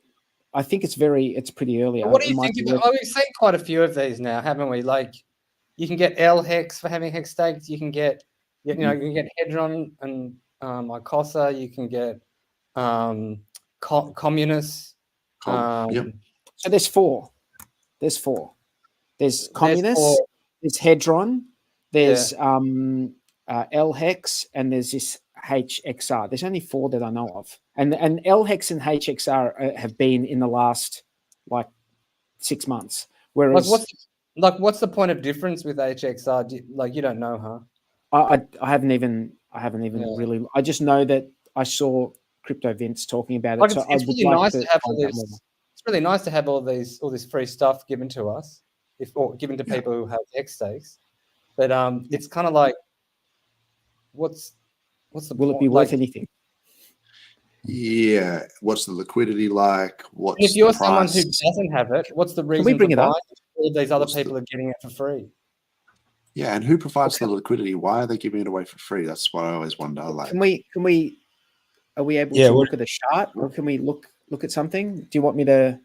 You can do it 43 if you've got it. Give me a second. True Blues. Just really quick today. Give me a second to bring it up, mate. I'll try and bring it up. I'll just put something up as well. Speaking of all girls in crypto actually being guys, I just wanted to show you this reveal if you didn't see it. The one of old mate Sommy. Yeah, so HBid Sommy. Anyway, that's hilarious. I thought that was really good. Just nightmare fuel right there. Yeah, that's exactly right. That guy is an absolute workhorse. Man, he does work. It's astounding how many videos he makes, and has been doing so for how long? Has he been churning them out? year and a half going that hard. Has to be. Crazy, hey? Absolutely. Dude needs a holiday. There is one female on Twitter that I'm pretty sure is not a chick. No, there's one that I know that is a woman for sure. Yeah. That's class. But no, there's definitely one that's called like is it Alexander or something that I always wonder. That's the only one. Class is the only one I could be really sure of. Yeah, can be pretty sure about that. Prove it. Don't trust, verify. That's right. But you know, well, you know what I'm talking about? Let's just say this that Dozer is the only one allowed to verify. That's right. And real verification means you got to give him a baby. Well, that's all right. Well, I don't want to. Yeah, I probably should stop talking. Yeah. Well, we're going to see a hand just come in and just reef Dozer out. He might need another nose job after tonight. That's right. I can't keep having broken noses. 43, you got this. You're going to throw that up? Yeah, it's still bringing it up. My oh, that's really cool. I'm going to say good day to the chat. Hex Monkeys here from the West Coast USA. Thanks for coming in, and Clintrons. And yeah, DJ Cryptomatic, this was a while ago, but yeah, thanks for coming on the other week, and thanks for coming here to see Gillespie and say g'day. I saw his stream the other day, the Twitch stream for DJ Cryptomatic. Yes. That was actually really cool. He had a drum bass gig. It was killer. Yeah, it was really good. He puts in the work as well. Another one that's always putting in the work and hasn't disappeared on us. Hexadelic, thanks for coming in as well. And what's this? Benny Blanco from the Bronx. Thanks, man. And a New Zealander here, hey? That's a tongue twister to say, so someone else can have a go at that.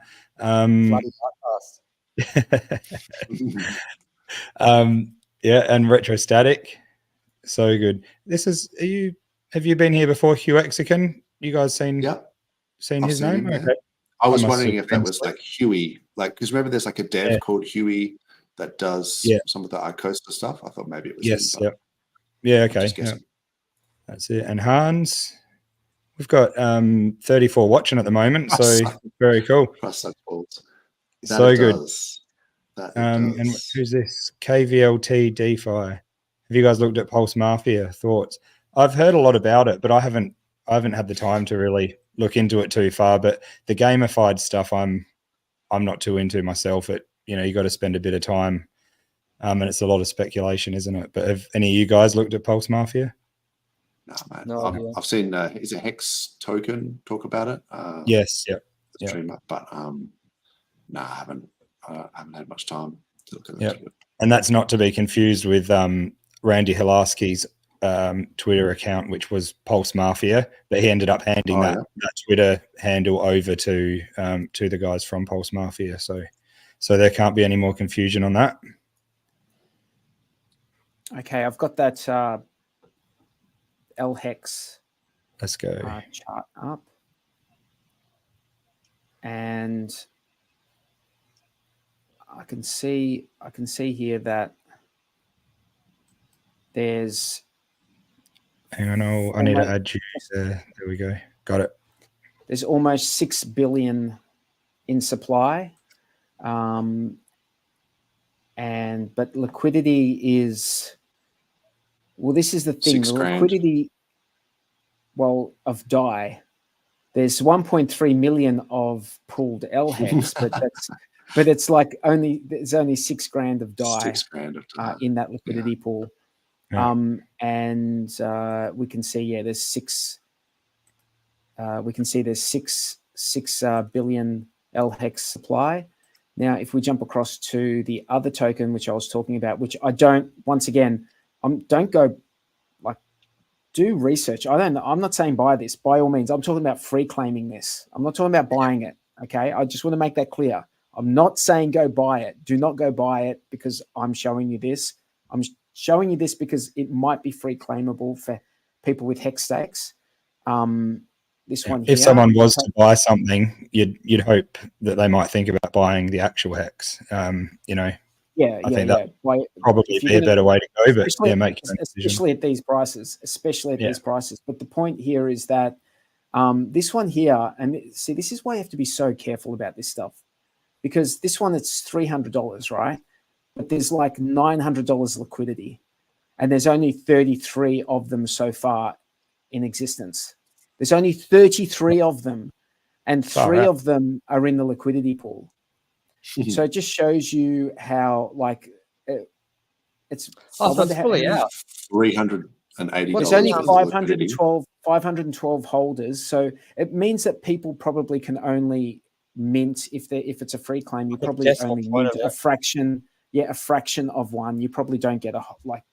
Can we see who's? Can you pull up the biggest pool? Like, is there a website or something?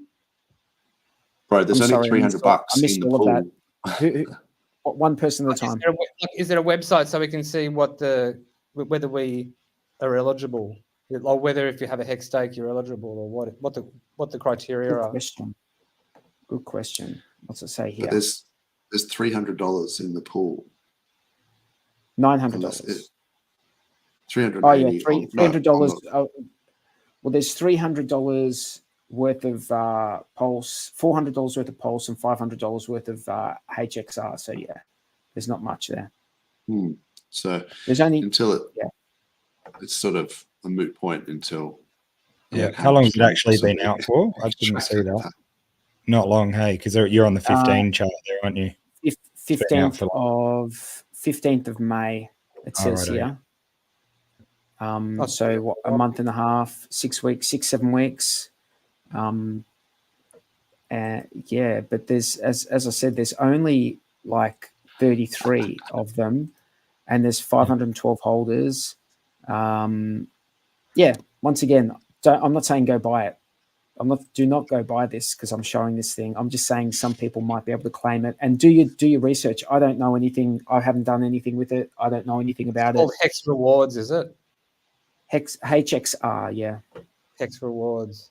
Does it have a website or I can't see any? Yeah, I don't know. I think it maybe has go to Crypto Vince's thing because he's definitely a trusted community member. He's a nice guy. I would feel comfortable getting if he's got the contract address there or whatever. I'd be comfortable getting it off him. Well, the contract address is I'm not going to post it. Go do some research, people. If you're interested in claiming it, go do some research and find out. And don't click on links. Don't do stupid shit. For God's sake, don't do stupid shit. Don't click on links. Yeah. Go do some research. Find out. Is it the right thing to do? Find out. Use some common sense. You're in crypto. This is not a kindergarten. There aren't people looking out for your safety here. Be careful. Yeah, you're in this for a reason, and that's probably to be getting away from being able to be frozen and having things controlled. So it's all up to you. You stuff it. It's new stakes, guys. If you make a new stake, you can get it as well. Well, I'm just looking at the white paper at the moment. Yeah. Interesting. I think existing stakes from the date that it came out were able to. Okay, so from a few months ago. Stakes, but stakes that existed prior to that. But there's also a provision. My understanding is for stuff going forward. But I don't know enough about it, mate. Is registering stake claiming new stakes only? Oh, yeah, that's it. I remember reading something. If you do a new stake, you have to register it or something in the system, so the system knows and then can provision whatever for you. But once again, it's basically to try to incentivize people to stake.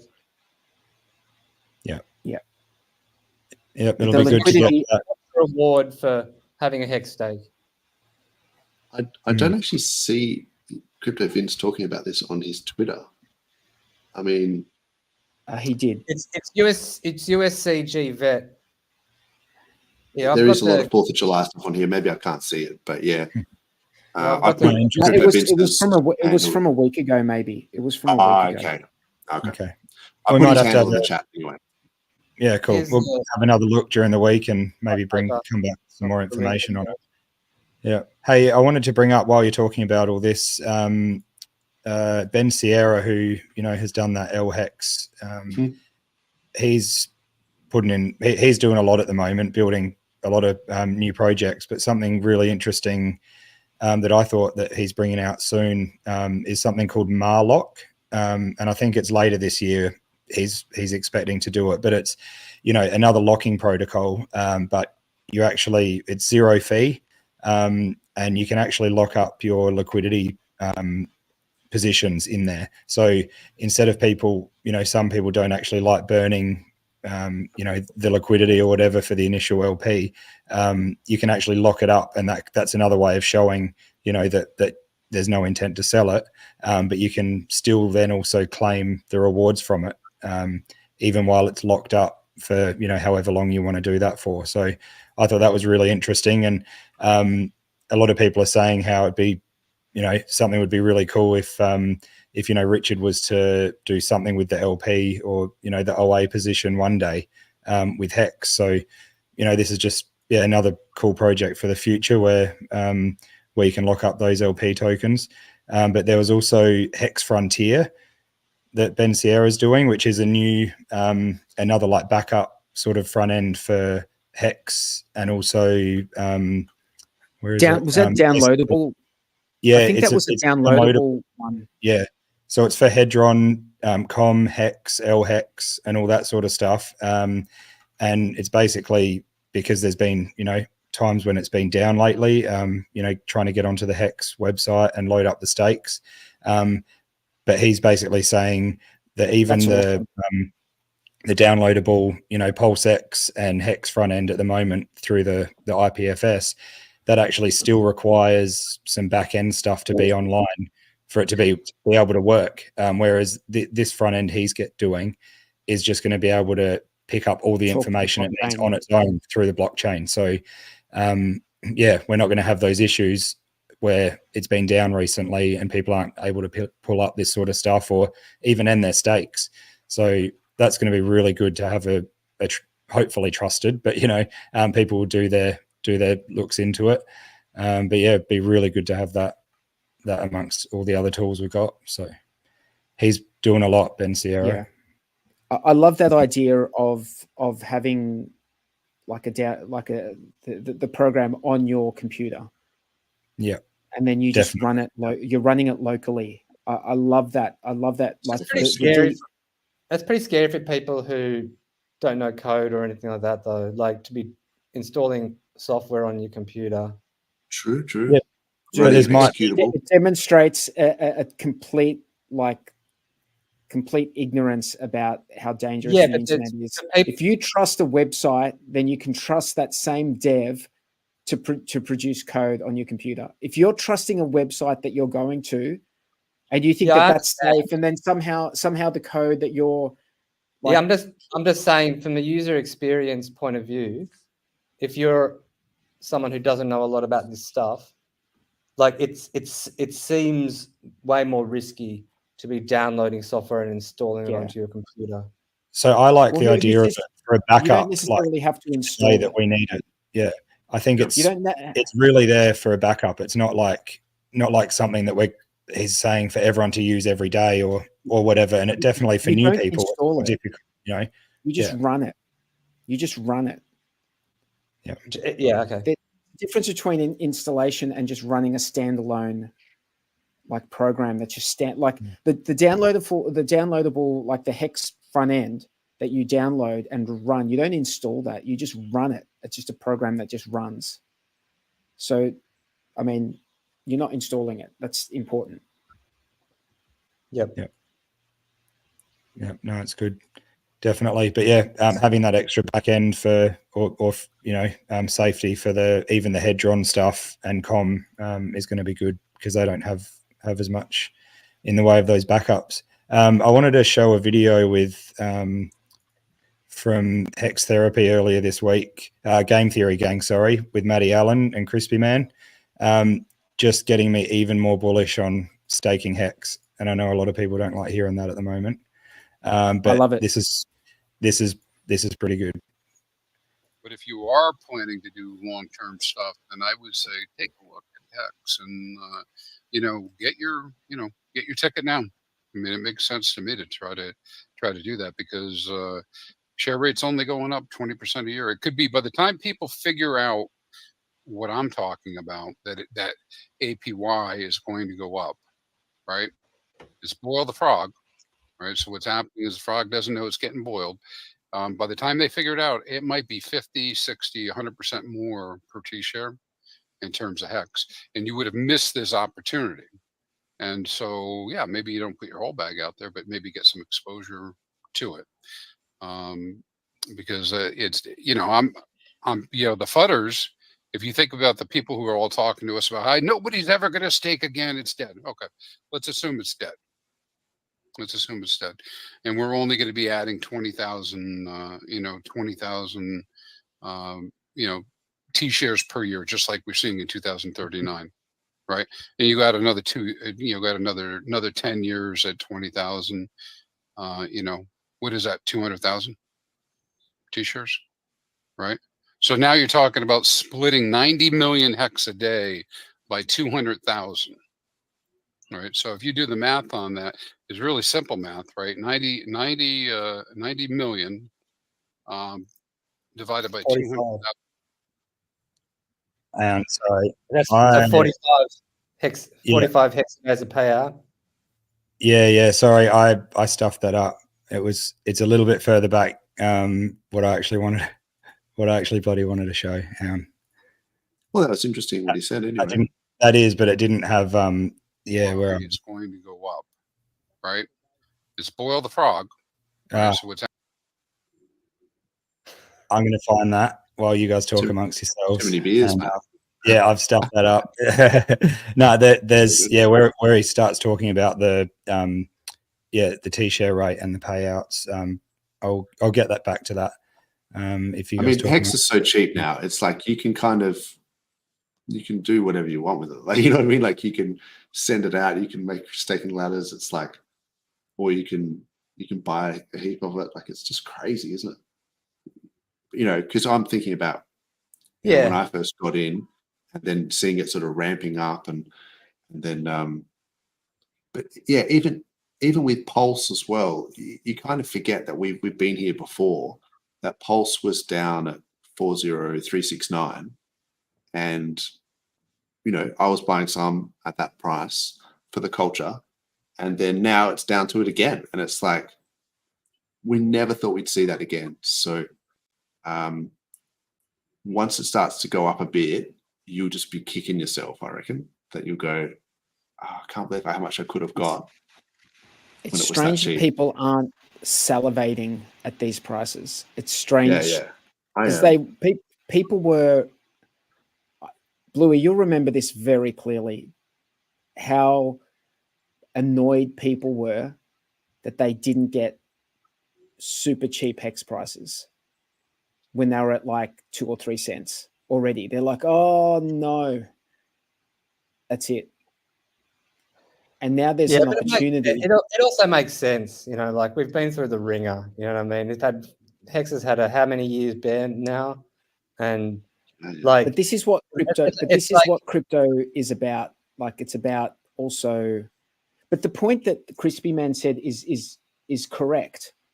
If people don't believe in the staking narrative, then they're not going to restake. And what will happen is those T-shares, the total number of T-shares in existence will just go down. But all the Hex contract will keep paying out.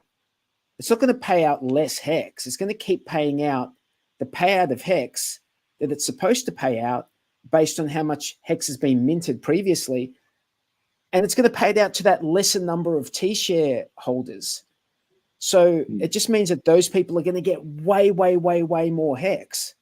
So the whole thing balances itself out. And I love that Crispy Man talks about that almost every week or every 2 weeks. There's something psychological as well. Like, I've never even been tempted to emergency end a stake. I'm just like, I don't care how low it goes. I'm in it until the stake comes up. And it's like, yeah, I mean, you have to consider price in this. I mean, you can't just talk about yield in Hex terms and not talk about price. So that's I think, an important element about it. But but what it tends to be, right, is that price only matters when you're buying and selling. So if, for example, you're selling today Pulse and it's 404, then you might think that you've done poorly. But if you are waiting to sell it into sort of end of next year, 2025, it doesn't matter that the price is it's just paper money at the moment. Like it's a paper loss until you sell it. So, and then that kind of happens with staking as well. Like if you're happy just to ride it out. I think if the price of Hex can get as it assuming it edges up, I think that's gonna people are gonna sell into that. They'll just sell, and at some point you'll have most people have sold all their liquid Hex at some point.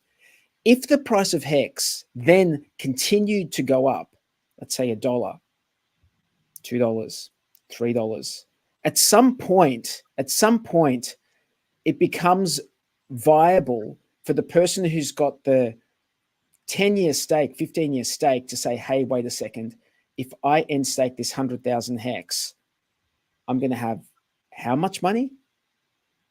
And what might happen if I don't end stake it? It might go down. So I wouldn't be surprised. Yeah, you're going to see a lot of EESs in the when pool. Richard tweeted out about EHEX, everyone and their dog just started emergency end staking. It was crazy. Well, they're already emergency end staking some people just to go into the yield farm at the beginning, so absolutely. So that's part of the game theory, right? That's part of the game theory of the Hex contract. Yeah. It's that this is built into it. To me, it's like all of this stuff is kind of secondary to demand. It's like, where is the demand going to come from? And that's why I think you see the Hex price where it is at the moment. And in a way, it's a self-reflective kind of system. Like we were onboarding like no one's business back in the day. Yes. And but the thing is, after having gone through that, we're just so much more reticent, I feel, like as a community, to do as much onboarding because so much more. We don't want to get people wrecked, and we know how risky. Yeah, especially friends and family and things like that. Yeah, exactly. And so I feel like that's kind of probably a feeling in the community. And so the big question is, well, where is this? Especially with Richard not streaming and the SEC case. Like, I mean, we're putting so much really into the hope that Richard comes through with the SEC case, and then he starts, pumping the thing from the. I think it's legitimate for us to want the SEC case to have a positive outcome and go away, and then and for us to believe that might have some sort of positive effect. Given that it had such a negative effect on the price chart, you would think, is it even possible that if things go well, that it keeps dropping? I don't think so. I think they go into these self-reflexive things. So when it starts getting positive and positive, then people start jumping on, then they start onboarding, and then everyone's talking it up, and then it's the big green candles, and then people are buying, and then so it just goes through that cycle again. Yeah. You need something to cheer about, right? You need something to cheer about. So that's the thing. Whether it be the case and a win with the SEC case, or just price, like the chart. The chart used to be the thing that people would cheer about the most, and then that. So, and like you say, it's a feedback loop. It's reflexive. So when people think the price is going to go lower, they speak about it less. And they're more inclined to sell, which actually then drives the price down. And then, so you need some sort of catalyst to then basically pump the price up. And then people start to FOMO, and then the feedback loop tends to work in a positive sense because they think they're going to miss out on, accruing this many tokens at this price. It's going to get away from them. But you need like a sustained, buying pressure, not just like one pump that gets sold down, but it needs to be like sustained. Yeah, no, that's right. Hey Tom, are you going to try and get down to the SEC hearing? I reckon if you were to head down there, Tom, and do some filming, or do an interview, that'd be pretty awesome. Yeah, the one in New York, right? In October. Yeah, Brooklyn. Yeah, the plan. I'm certainly planning to try to get there. that'd be awesome. Whether or not that materializes, I'm not 100% sure just yet. But no, that would be really, I'd be keen as, because I understand there'll be a shitload of hexagons there, right? Or they aren't they able to pile into the courthouse or something? Yeah, that would be awesome for a documentary, mate. Yeah. Just to see, would be so good. That would be so good in a documentary. Just seeing all that hype, you know, with the judge and the lawyers and all that. That would be pretty cool. I'm not sure if they would allow you to take any cameras or anything into the courtroom or not, but probably not. Can always animate that part, but outside, I guess on the outside it would be good to grab a bunch of interviews. But yeah, no, I would like to be there for sure, but we'll see. That'd be sweet. What about going to get a hot dog from the Grumpy Wiener and have a chat with him about his loss of $400 or something? We should get his story in the documentary. Oh mate, this is the case that Matty was tweeting about. They were trying to raise 100 grand or some shit, right? Yeah, that's the one. Yeah. No, I've been trying to follow. There's so many fucking stories going on. But yeah, no, I'm keen to get hold of him. I think I got a message from his legal team asking me to fucking sign an NDA and get all this fucking information and shit. And I was like, nah, you're all right. Actually, you want to see my fucking DMs, man? They're getting out of hand. Like I should probably build a filmmakers cult or something. You know, a team like a proper production, fucking resources and everything. To be honest, I get hit up with so many stories. That's for sure. Yeah. Do you guys reckon this Grumpy Wiener thing is legit? That this one person is wanting to, you know, take him on or take on Richard or Hex? Or I think they get a finder's fee. I think they get a finder's fee is what I think. I think that these frivolous lawsuits, they if they end up, winning the case, then they get some percentage of it. So they're just fishing for. Hopefully that because he doesn't care that whether the whole community is adversely affected by it. He's just selfishly after some payouts. So I almost have this guy, if you ask me. Yeah, I have this hope that it, like, you know, the conspiracy in my head is true, but which is probably not. But almost that, you know, this is set up to set a precedent for the main case later on. And I'm sure it isn't that, but if it did work and it was orchestrated that way, and you know the legal team actually thinks it would be good to get this through first, I think that'd be a pretty good way of setting it all up. But like I said, it's something I'm just spinning around in my head as like a conspiracy side to it. I mean, the precedents are dangerous, right? So if they set a dangerous precedent, then it could adversely affect Richard's case. Yeah. So I think it was good that Matty kind of, got on the front foot with it, just made sure that there's, so this Grumpy Wiener guy is not cosplaying as a representative of the Hex community. Because he's not. So I thought that was important. But yeah, pretty frivolous case. I mean, people can speculate on whatever you want. That's the whole point of markets. And I mean, I noticed that I think Nike stock went down 20% this week.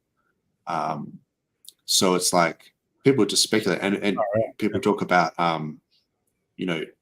Nike produce shoes. They have their model for their stock is that they actually provide a good, goods and services. So it's not like just a speculation on a meme coin. They actually produce something, but yet their price is still based on speculation, and it can go down 20%. So then what are you going to do? Sue Nike or something if you invest in Nike and it goes down exactly 5 times more than, or 4 times more than Bitcoin? Actually, I was reading about Ronaldo. Ronaldo launched an NFT some fucking 2 years ago or something, and he's being sued to shit by a big group. Like there's a class action. Really? On that because they all went to fucking zero or whatever. I think and they're targeting him personally rather than the I mean, he's got big dollars, right? Like you got to but I think often these fellas get wrapped up in shit they don't really understand, right? These celebrity coins and all that kind of shit. I don't think they really know what they're getting in on. They just see, right? I agree. Yeah, it's a bit sad really, because it's like their own sort of hubris or their own ego that thinks that, oh, we can get into crypto. Oh, I'm interested in crypto. I'll launch a coin. It's like, hang on, you don't know anything about it. Like you don't know about self-custody. You don't know about exchanges, and you're just straight away going to launch a coin. And then people are taking advantage of them. And then they're not realizing that there's things out there like liquidity rugs, sniper bots, and there's a whole bunch of things like that. You could spin up 10,000 wallets, and you could snipe a launch within the first block of it launching. Like that's what they do on Solana, right? Like and the cheats. You bring up a good point there, because often people say, oh, well, you know, the market will decide. But often when the people say that, they're trying to say that it's a fair, level playing field of a market. It's organic. It's what the people want, right? But then you mentioned just now there's all these other technological, like the arbitrage bots and the snipers and all this shit. That's not a fucking proper marketplace, right? That's not a fair playing ground. No. So no. I saw just recently. How's this for an example? There was Mario Nafal. He's like a big Twitter guy, and he's been doing a bunch of like meme coin launches. And so I was listening on the space, and they were launching this meme coin, and they're like, "Oh, it's going to launch in like 2 minutes." And I was like, "Oh yeah, whatever. I'll just listen to this for a bit." And they kept dragging it out, and after about an hour, I was just like, "Why am I listening to this?" What it was that they were trying to basically front run their own launch. So they had set up a whole bunch of wallets, and the dev was talking about basically bundling transactions so that they could purchase like a large percentage of it for the team. Wow. And they were literally doing this like live. You could hear the guys in the background, and they were having some problem because it comes down to the first block. Like if they don't get all their buys in that first block, and the MEV bots will literally, it's like that's how fast the bots will pump it and then dump it. So it's a whole new thing, man. You got that pump.fun. People are making tens of thousands of coins a day. Pump.fun is actually a good way. Is actually a much fairer way to do it, because they've got the bonding curve, right? So once you meet a certain amount of money comes in. So once a certain amount of money comes in, then it goes to Radium or something like that. But the problem is that people just snipe it. They just, the second these things come out, they just buy a bunch, and then they just, even if they're selling it for like $10, like profit, they'll just rinse and repeat. Like these bots are just crazy. And you get high frequency trading in stock market, you get this sort of stuff. So and there is edges, like people having, fiber, across the road from an exchange to reduce that latency down with the high frequency trading. So there is always going to be that technological aspect, and then you've got market makers and things like that. So I also recently saw the price list of how much it costs to get on Mario's. Like Mario, and you pay to get into his Twitter Spaces, and pay a lot for your team to it's crazy. Those guys have got no ethics, like no morals, no qualms at all with just taking money, shilling the worst stuff, and then just dumping on everyone's heads. And if you're new to the space, that's what these influencers are doing. They're literally just taking allocations, taking money, and just dumping it on you. It's sad. I wonder what Mario's built up a big reputation to now start doing this. So he's got that crowd, that following. So it's scary stuff. Once they get some clout, they just take full advantage. But yeah, sorry, Tom, you were going. I've been listening to that fella on and off over the years as well, and a number of people have told me that he's up to some shady bits. I just wonder how I could get in a room with him and get an interview. You might have to pay him. Have to pay some cheese. Tell him, does he like Old English, or what is he? Is he matured? Maybe if I go undercover as a whale or something. That's it. Yes, that's it. You basically just fabricate a coin, give him an allocation, But they probably have to check the liquidity, because that's what it boils down to with all these things, right? It's like, where's the liquidity?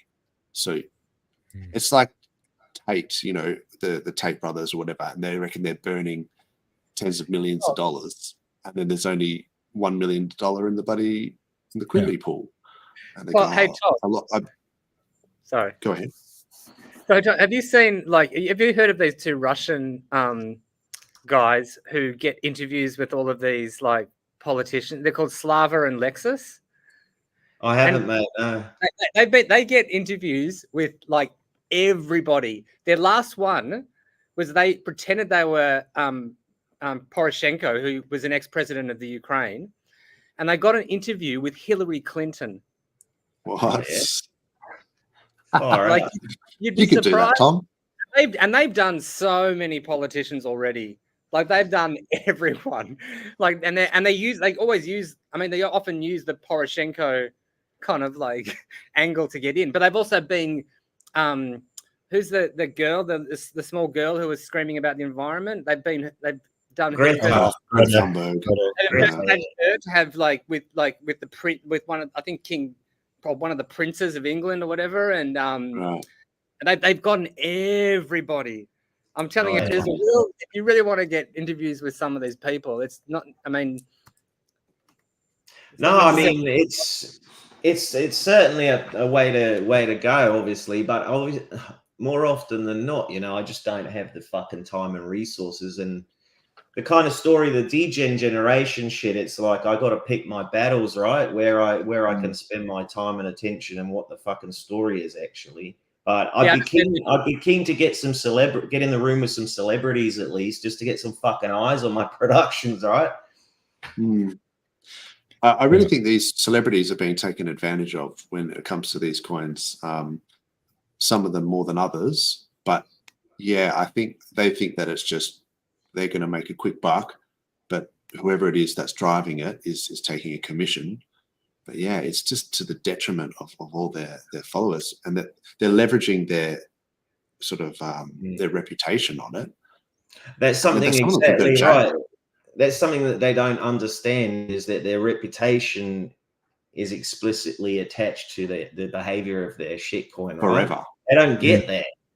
You know, and that's all they have at the end of the day, especially these celebrities that don't actually produce any music or fucking aren't actors, or, you know, the ones that just sort of are on camera.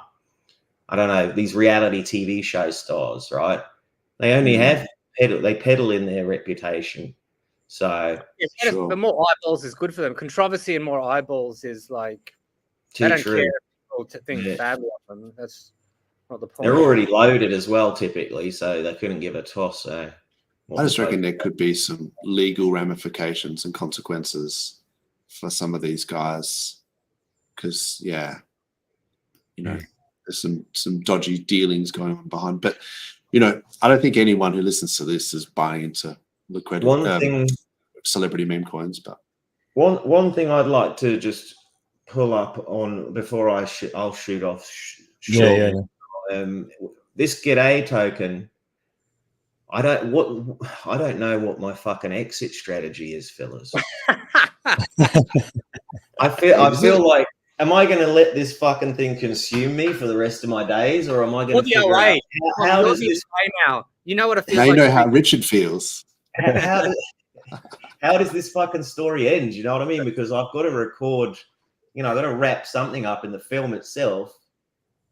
Yeah, this is the burden of creating your own coin. This is the give it a year. Creating your own coin. Give it a year or two, and it might end up in a yacht. You never know. You might be able to liquidity, and if it goes up in value over time and never goes anywhere near back where your liquidity was, then you can just take that money out.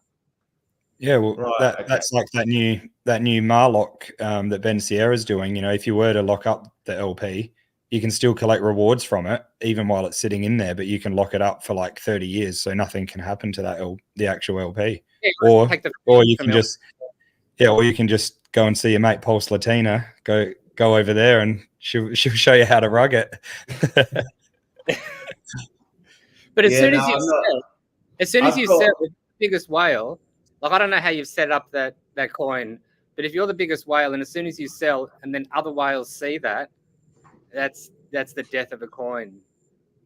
Yeah, no, I don't know, like, if I'm the biggest whale or what. I know that there's 400 holders, and if I was to rug it, then there's potentially 400 wallets at least. I don't know if maybe it's fucking one dude or two dudes, right? Yeah, but I mean, you're small enough now that if you rug it, it probably doesn't make that much. At least 300 of those wallets is true. What do you mean by rugging it? It'll make a difference to me. I hocked into that, mate. You're getting personal now. I'm not going to fucking rug it, mate. I'm having too much fun. I'm having too much fun thinking about what the fuck to do with it, right? Like this in film stuff, and then fuck, you know, who knows? Maybe the DG generation launches the token. Maybe something happens in relation to the release of the doco, right? Yeah. I was actually surprised to see. I hadn't really looked too much at the chart in detail, but yeah, you know, someone earlier in the chat was saying that you should look into HOA, but you know, look, it's actually tight.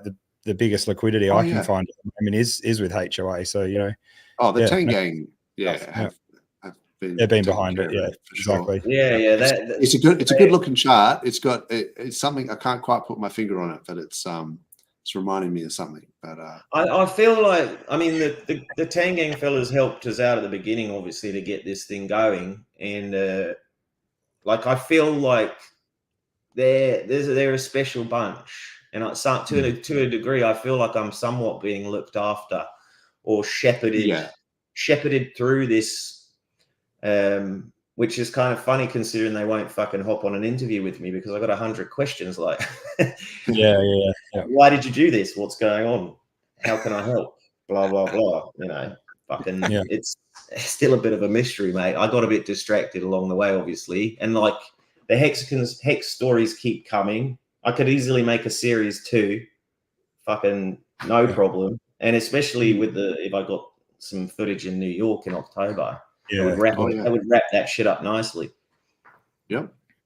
Well, I think the Tang Gang have got the culture. That's the thing. They seem to have they put a prodigious amount of memes out there, more than any other community I've seen, and they look after each other. That's the one thing. So I think if you're part of that gang, then they're going to try and look after you. They're not going to sort of cheat the chart. That's the difference between, you know, the Tang Gang and like cheats on Solana that are just sniping and just trying to cheat for $100 here, $100 there. A lot of these guys are sort of trying to build something. I think that's commendable. And then it's just that their style of humor can be a bit they offend a lot of people out there. That's the other thing. Exactly, and that's what Clintron, I think, is getting at. Like, I agree with his comment that they're so smart that then, you know, they could be, if only they could be nice people. I reckon they're, you know, the majority of them are very nice people, but it's about, you know, understanding their community as well. And everyone makes these harsh, you know, flying comments and, you know, talking to each other in rude ways. It's just because they've got oranges all over them, they stand out, you know, they stand out like dog's balls, and you can, you spot them from a mile away. So everyone just got to have a bit of thick skin. You just got to have a bit of thick skin though. Like, you take things too personally and people, you know, get offended or whatever. It's like, come on. It's theatre at the end of the day. Most people are practicing theatre on these social networks. So just play along or don't fucking play along. But the idea that they are, you know, one homogenous group that are like, there is no they. There's maybe a few hundred, I don't know, a few hundred individuals cooperating loosely, right? So although they go under the umbrella term Tang Gang, there's some really fucking top intelligent chaps and, and ladies in that group, and maybe there's a few fucking rogue assholes or whatever.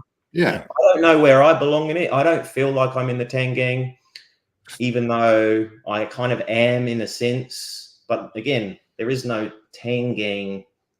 There's more like just a shitload of people cooperating under a basket of fruit. The ethos with those guys is that they try to sell via LP. So a lot of these guys are, strong into the V3, the 9mm liquidity providing, and then so that's in theory you're going to give their charts, less volatility because you're not going to see these massive dumps when people are sort of. So that's the culture there. But you have to take this stuff with a grain of salt because humans are humans, and at the end of the day, money talks and bullshit walks. So when it starts to get some big dollars in those liquidity pools, you might see some cheating as well. But so far, I think it's the community spirit has been to provide LP rather than to dump the chart down. So you get an incentive token with 9 mil. Yeah. So I think it's the 9th of every month. If you stake it, you get more 9 mil. Or do you get Pulse? For providing liquidity, do you get you get the fees, which is probably not very much, but do you also get some sort of extra token like you do with PulseX and you get the ink and you do? No, with, it's not like a farm. No, so there's the Pussycat farms, and you can get OG, and there's the Rentamania Diamond Mines. You can get that Enigma. I think 9mm is just LP. Straight up. So there's V2, there's V3, and there's now 9mm on base. But so you're just earning fees in the form of the tokens that you provide the liquidity in. But I think they did get a bunch of 9mm for providing liquidity, when that first came out. But now I think it's just on the 9th of every month they get some. You either get paid out in Pulse or you get 9mm. I'm not sure. You might get paid in Pulse. Well, where did I get that from? I think it was the Pulse OGs or whatever originally. Well, they're just paying it out from their pockets. Well, the post you used to be able to. You had to. Oh, yeah, maybe probably better to chat to Tangent about this stuff, man. I'm not full blown in the Tang gang or anything. I just and it's 9 mil the only range liquidity decks on PulseChain now. Well, there's 9-inch that do it as well, I think. But 9-inch do it as well because you get incentive. They have all sorts of farms over on 9-inch. Hey, they do. They got lots of farms. Yeah, fellas, I got to drop out now. No worries. No worries, mate. Thank you so much for coming on. Yeah, I appreciate the opportunity, and we'll stay in touch. Yeah, sounds good. No, we'll keep watching out for you, and everyone go and give Tom a follow. I put his Twitter handle in the chat earlier, but I'll post it again now. So, yeah, thanks so much, and we look forward to seeing more from you. Right all the best, mate, with your doco. Nice one. Cheers, fellas. Cheers, catch you, man. See you later. Have a good one. Also, thank 43 quickly. He had to bail out, but yeah, thanks for coming on as always. And the man of, one of the men of DeFi Down Under. We love having him on all the time, and great. I'm grateful. He invited me to come on as well, so it's always really cool. There's Tom's Twitter handle there. Sorry to butt in. Awesome. Yeah. No, all good, man. All good. So yeah, I was just going to ask, with this whole Bitcoin crash that's going on at the moment. So we're seeing, whatever it was, 2.7 billion moved on chain of a total of 9 billion that the Mt. Gox might be paying out to creditors. Wow. Do you think that this is going to enter into like a mini downtrend? I mean, I don't want to say bear market, but because people have very funny ideas about, the bear is from all-time high to all-time low. It goes for 1 year, and then everything else is bull. But then you have these little hyper phases, like you have pockets going off in different sectors. But now Bitcoin is crashing. Is this where we're going to start to see some rotation into altcoins? Do you think that there might be like the Bitcoin dominance goes down, or do you think that everything's just going to get correlated to Bitcoin, and as Bitcoin goes down, all the alts go down as well? What do you guys think? Yeah, I reckon we're going to see it speaking of the Titanic earlier, yeah, I reckon we're going to see seeing it pull us, or the whole sort of the crypto market down for a while. I was feeling pretty bullish for a while there. I'm bullish like for the long term, but not for too long. But yeah, it's definitely. I mean, we saw that effect today when you bring up the charts later. Man, everything just took a massive dump. So I still feel like we're a big end of the year. This is just one of those dips along the way. Yeah. If you look at it on the broad scale, it doesn't look too bad. But this is on the weekly. If you go to the monthly, it has broken monthly support though, which is bad. Although the month has only just started, so I mean, I guess it could actually close that candle back above there. But even on the weeklies, I have this thing, people who follow my TA that once the weekly candle closes below the 20-week MA, and that's like that's the death knell. Like that's like you really for a trend, so like you have like an uptrend, and then that's the start of the downtrend. Is that where that circle is there? That in the bear market by your TA on Bitcoin? Oh no, just uptrends and downtrends. So you can see where it doesn't happen that often. So this is where it's happened in the last 4 or 5 years, 4 years. So and sometimes what happens is you have this huge downtrend here, and then you get the candle closing above the 20-week moving average, and then you get there's a little delay where the 10 and the 20 cross over, and then that's your sort of confirmation. And if the price is above both, then you're in an uptrend, and you'll find that it doesn't really close below it until here, and then it just kind of went sideways for a little bit, and there was support that it was sitting on and never closed below support, and then it went back. So, and then we've been in an uptrend since, this is October 2023, and then it closed below it here. So then I thought, okay, if it does like a fractal of what it was doing before, where it had this sort of double top, if it was going to keep going up and you see like this crossover like twice, then it has to respect this support here, which it didn't. It didn't. Like it looked like it was, and then it just didn't. So now you can see the 10 and the 20 swap over, and then the price below both. It's bad news. Like it's not great. So I have talked about this with like many other charts, mostly, just PulseCoin things. Oh, it's even not respecting the tit. This is the tit TA that we had a joke about last week. But it's not respecting that either. Goodness. So if you look at like, people who have been watching, me do TA. So these are Tangang coins here. Oh, Jesus. I haven't looked at some of these. Some of these are pretty terrible. But yeah, you could pretty much say HOA, Peach, Dick with Butt, whatever. If we have a look at some of these, once you get this close below the 20, well, actually, you could do it on the dailies. So it depends on what time frame you're looking at.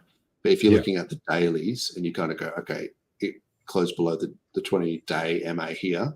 So in terms of days, I'm slightly bearish, and then price was below.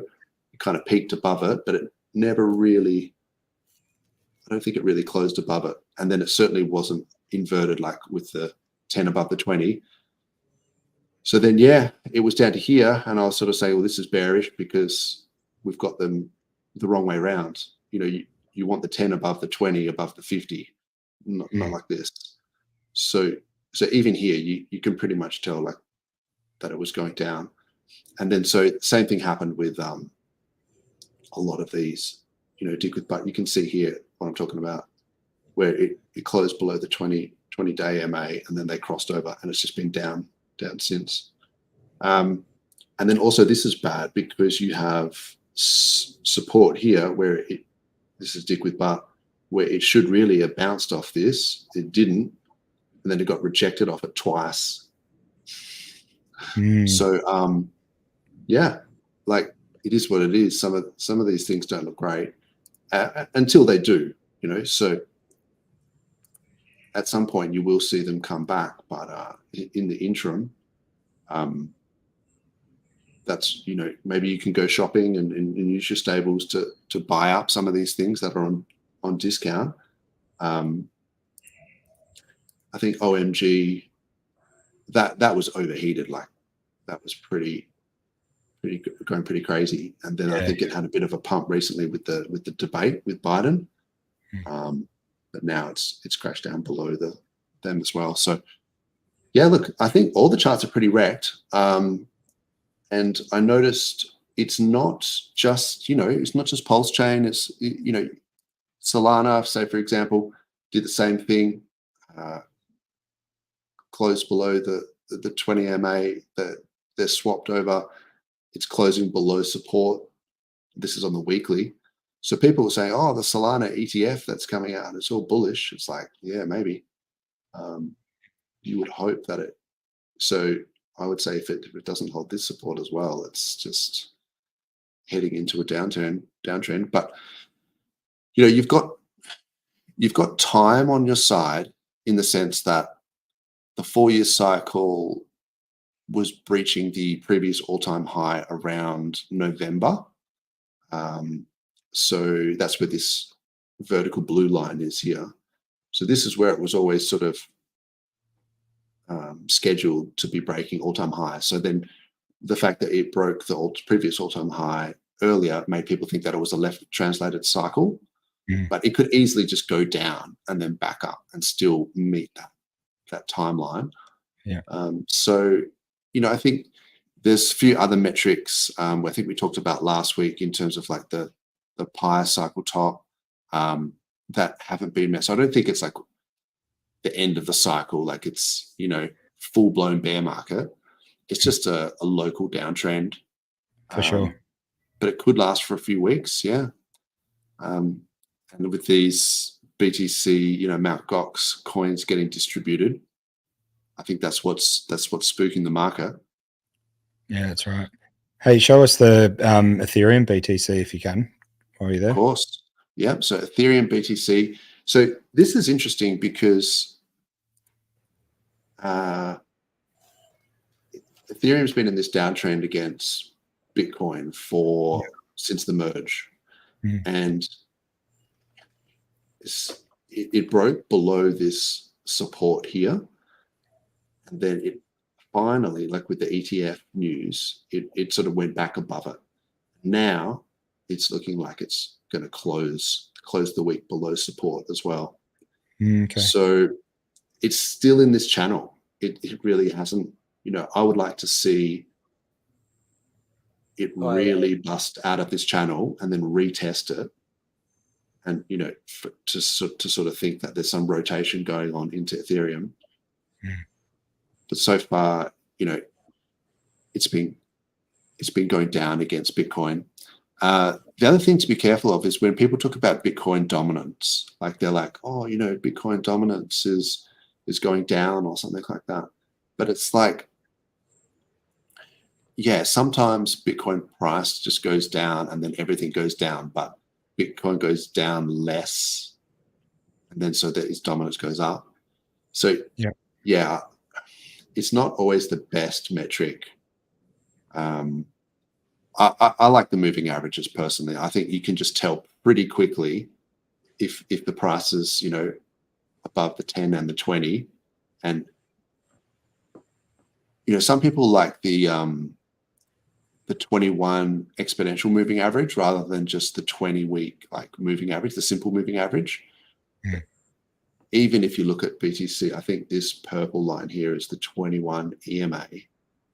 It's closed below that now as well. It's closed below support. So yeah, it's pretty bad. Look, I mean, all of these chains are the same, you know. Near what else we got? Avalanche looks terrible. Matic, there's nothing really here that is, that's meaner. I mean, optimism looked really bad. We're talking about that, and Arbitrum. So they're nothing. It's not like if you were in Arbitrum, you would have been okay. It's like, you'd be getting wrecked no matter what. Exactly. So really, you just have to be in stables. Like when you see these things go down, you have to sort of, or at least transition some of your bag into stables. I think the only ones that we were looking at last week that looked any good at all was TON, but even that has just been hammered. And I think CAS, was one that you were looking at. Yeah. Still a little bit of life in it, but yeah, it'll be really interesting to see what happens with BTC, whether this just gets brought back up. Maybe Michael Saylor, someone comes in.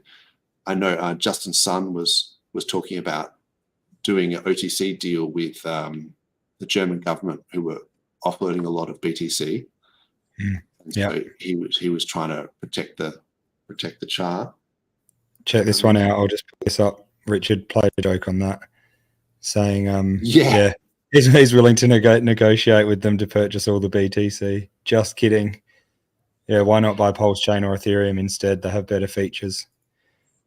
Yeah, that's because Justin Sun actually offered to do that. Yeah, so he's just playing with that. But Richard is bullish on Ethereum and PulseChain, so it's good to see him holding. I mean, he needs to hold strong to that anyway.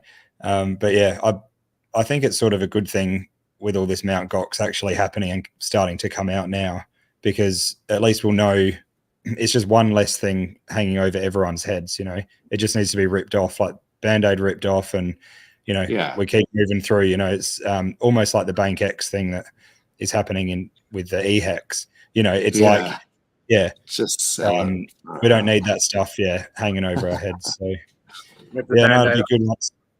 Rip the Band-Aid off with the Mt. Gox, and then we know where all the Bitcoin is, who's moving it, who's not, and and then we up and off to the races.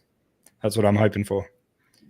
Yep. I think at this point, cash is king, and you can come in and buy some things and go shopping and buy some things on discount.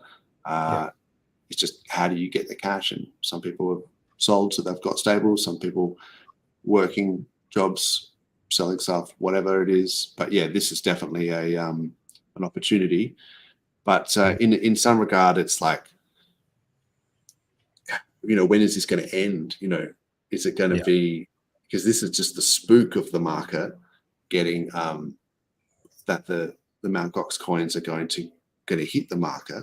So they're trying to price that in. But what about when the actual coins do hit the market? Are these Mt. Gox creditors going to dump it? Are they going to hold it? We don't know. So very true. But my guess is that a lot of people are going to sell. So a lot of people are poor, inverted commas. Well, just think about anytime you ever get airdrops, or anytime anyone gets anything. So why'd they go on a shitcoin buying spree? It depends, man. Everyone's going to be different. Like if you're already rich, you're going to hold it because you don't think that this is the top.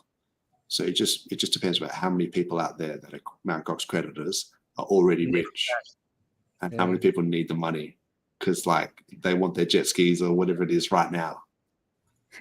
So it'd be interesting to see. I mean, see how it plays out. No one really knows, but it's definitely some big news or some big impact on the charts in the last sort of week. Definitely. Hey, I just thought, we don't normally show this, but the fear and greed index I thought is just interesting to have a look at every now and then. I know it's like, a whole lot of different metrics, but just looking at here, on the max time frame. Oh, where are we? That's funny. The last time we were this low, that's 29, and that's 30 in the 12th of September 23. So that was when price just before things started to flip. So that old saying of be greedy when others are fearful It's That's exactly what I was thinking. We can only go up from here. So I like the look of how fearful everyone is there, and hopefully we get this all the way up to the green by the end of the year. That'd be nice. You know how they get that index? Dozer knows about it. Do I? Haven't you? You talked to us about that once before, didn't you, or not? Oh, maybe I've seen it, but I'm not sure how they actually no. Sorry, here we go. That shows my respect for you. I'm putting you on the same path as Adam Stokes because I've heard him talk about it. So there we are. Thank you very much. But we'll have to get back to you with how it's actually done. You'd have to excuse my ignorance. I don't know how they generate that index. But it does seem like it flips pretty much between fear and greed. Like it's like there's no middle ground. Everyone's either just hyper bullish or just hyper bearish all the time. But yeah, I mean, some people see it as opportunity. It just depends on whether you think it's going to go down further.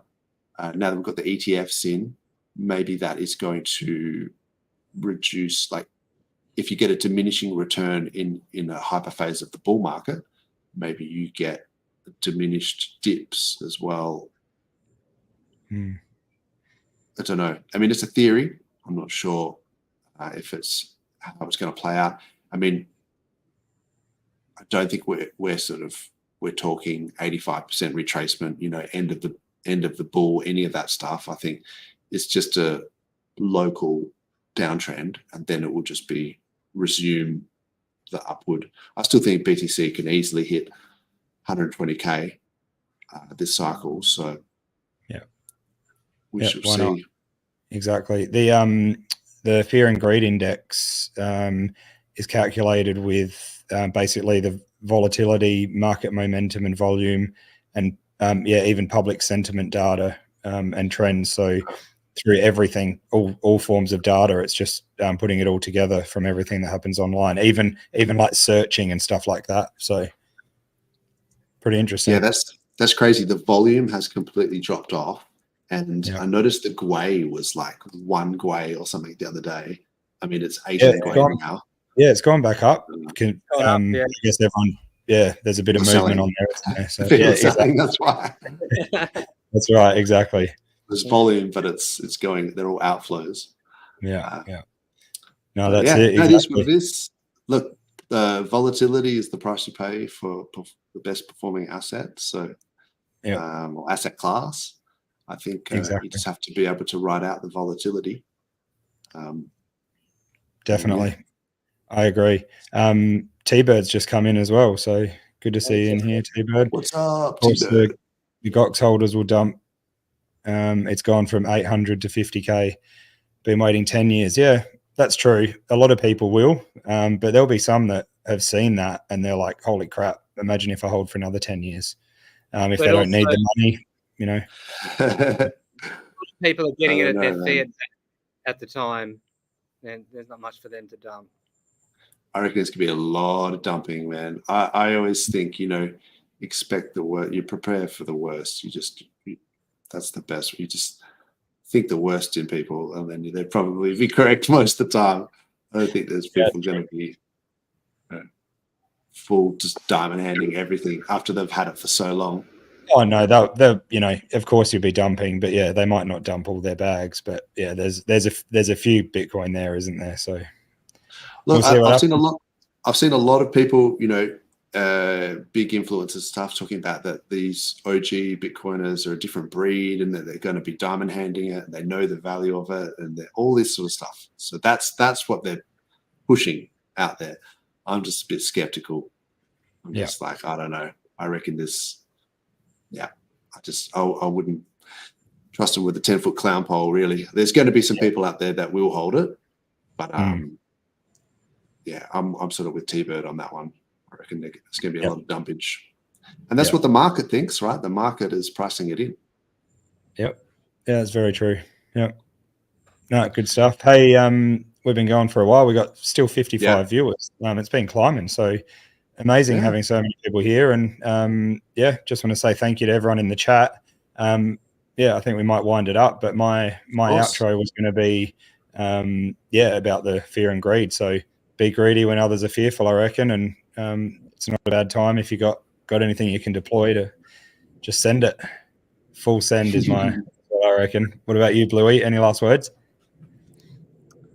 No, not really. Cool. You're in holiday mode, aren't you? Still, just constant holiday mode. Pretty much. I mean, that's my life's kind of like it. Yeah, no. That's so good. I mean, I've been really having fun diving in. I've been learning how to be a Solana validator actually, and doing all sorts of interesting things in the Zen ecosystem, and so getting all technical using command line interface stuff and hiring servers, and so I've just been really enjoying. I've realized that I'm just ultimately a crypto hobbyist, and I just really enjoy playing around with the tech and all that kind of stuff. Awesome. Really cool. Yeah, it's so good. I've I actually got through that video the stream with KG and Jack Levin. So pretty interesting and technical stuff. I'm gonna have to listen to it twice, I reckon. But yeah, it's a good listen, that's for sure. As much as I don't like the sort of what happened and that look of like the vampire attack with Jack, I think he's got some knowledge in, and people can learn a lot from him. And yeah, he might be building some good stuff. Could be very innovative, but yeah, we'll wait and see if it sticks by. We'll see. Cool, man. Yeah. Cool. Anything else? Yeah, I was just going to say thanks to you, True Blue, for hosting the show, and sort of want to encourage other hexagons out there that sort of want to stream and come on. They can hit us up and sort of I want to sort of have that sort of moving forward anyway, to have like a more of a decentralized sort of hosting sort of thing, where like Bluey, if you want to host it, you go for it, man, or whatever. And otherwise, just come on whenever you can. But I would just say my last thing would just be shout out to the Americans. Happy 4th of July, and hope you enjoy some time. Letting off fireworks or whatever, having a barbecue with the family, and don't sweat the small stuff. And then I'm sure everything will all work out in the end. Exactly. Yeah. No, I think so. Yeah, stay safe over there if you're partying or having fun or whatever, and enjoy the time. But thanks again for today, Dozer. And thanks to everyone in the chat. So good. And Bluey, cheers for coming on. Yeah, thanks. Cool. All right, thanks, mate. We'll catch you later. Thanks, heaps. Thanks, chat.